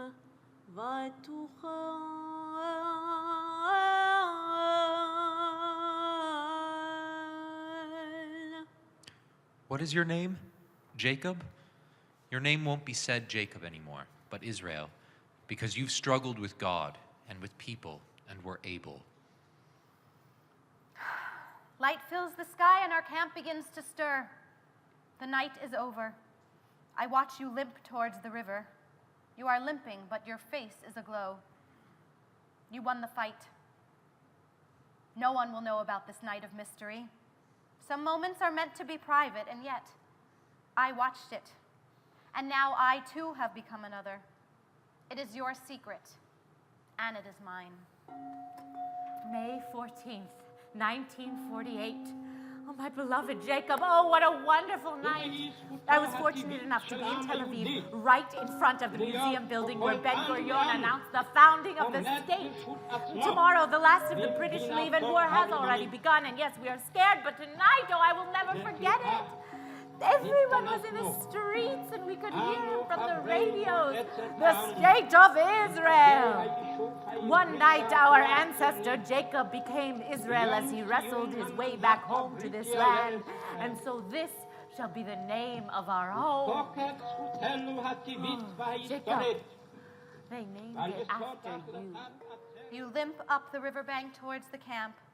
You don't see me, still sitting by the river, hidden by the bushes. This is my secret. Leah, guardian of the night. This is my life now.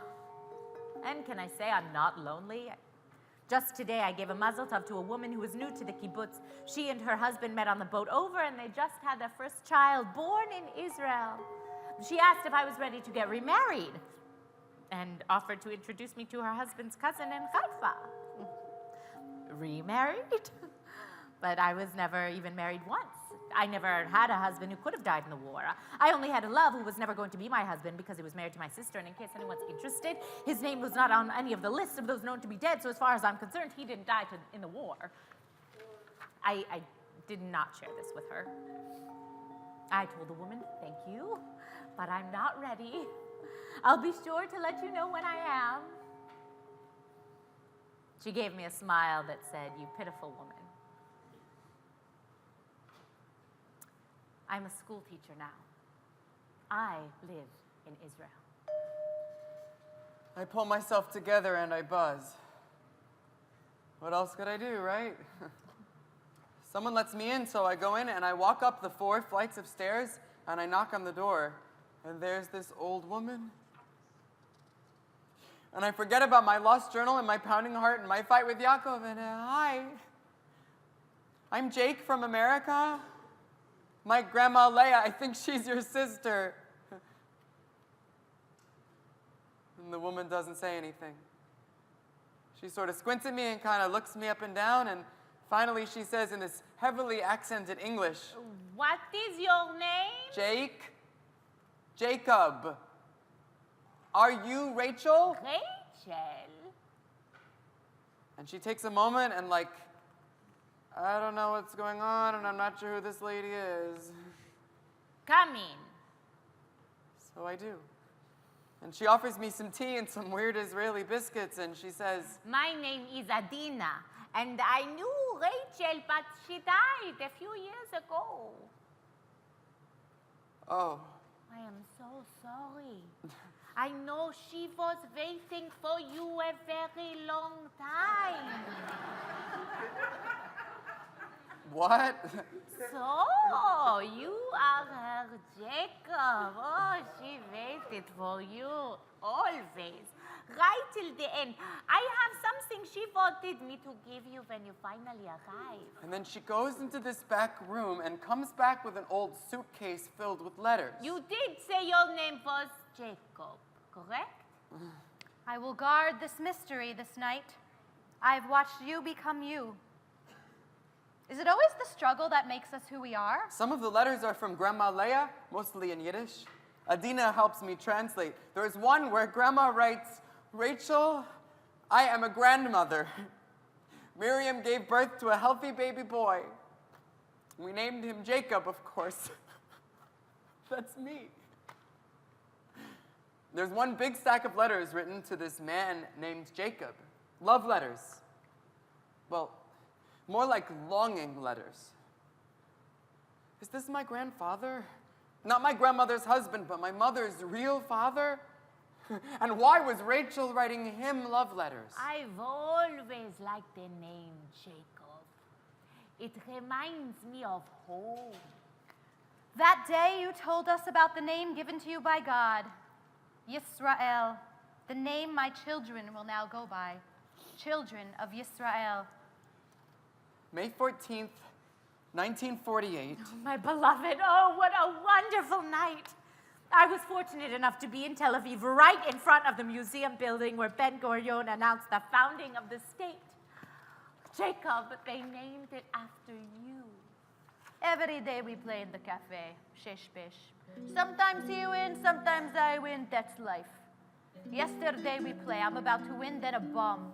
They close all the street soldiers into the cafe. Everybody papers. Send Yaki to one side, me to the other side. Jews and Arabs. We all have the same identity card. Blue Israeli ID card, but still Jew, Arab, shesh besh. Soon they leave. Yaki wants to finish the game. I don't. Am I Israel? What is Israel? What does it mean to be Israel? Can you tell me? It says here I am, but I'm not really sure. And if you are Israel, well, what is it? Nu yalla, he says. Let's just play. Tosses dice. Just play. Later that night, my last night in Israel, I find myself sitting alone on the beach. The stars are beautiful here.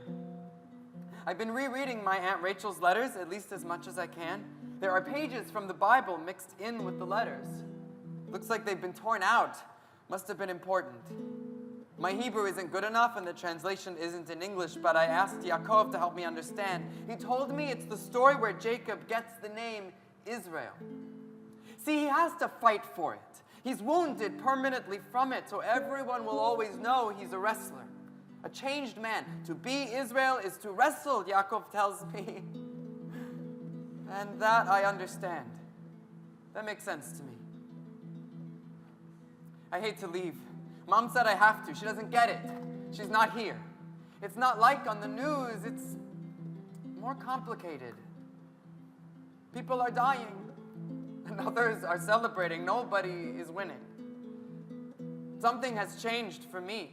There were no easy answers to all the questions that I have. Maybe I'll come back. I might have to. I want to know more. It's here. You know? Don't just walk away from it. Accept to wrestle with it. Play. Goodbye, Jacob. The sun is up. It's time to go home. Lights fade. End of play.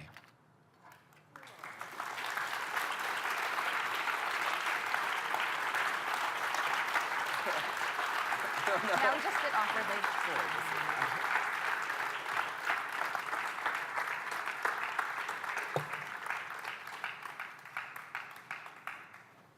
Thanks you for enduring. Thank you so much, guys. Bravo. And bravo, Annie.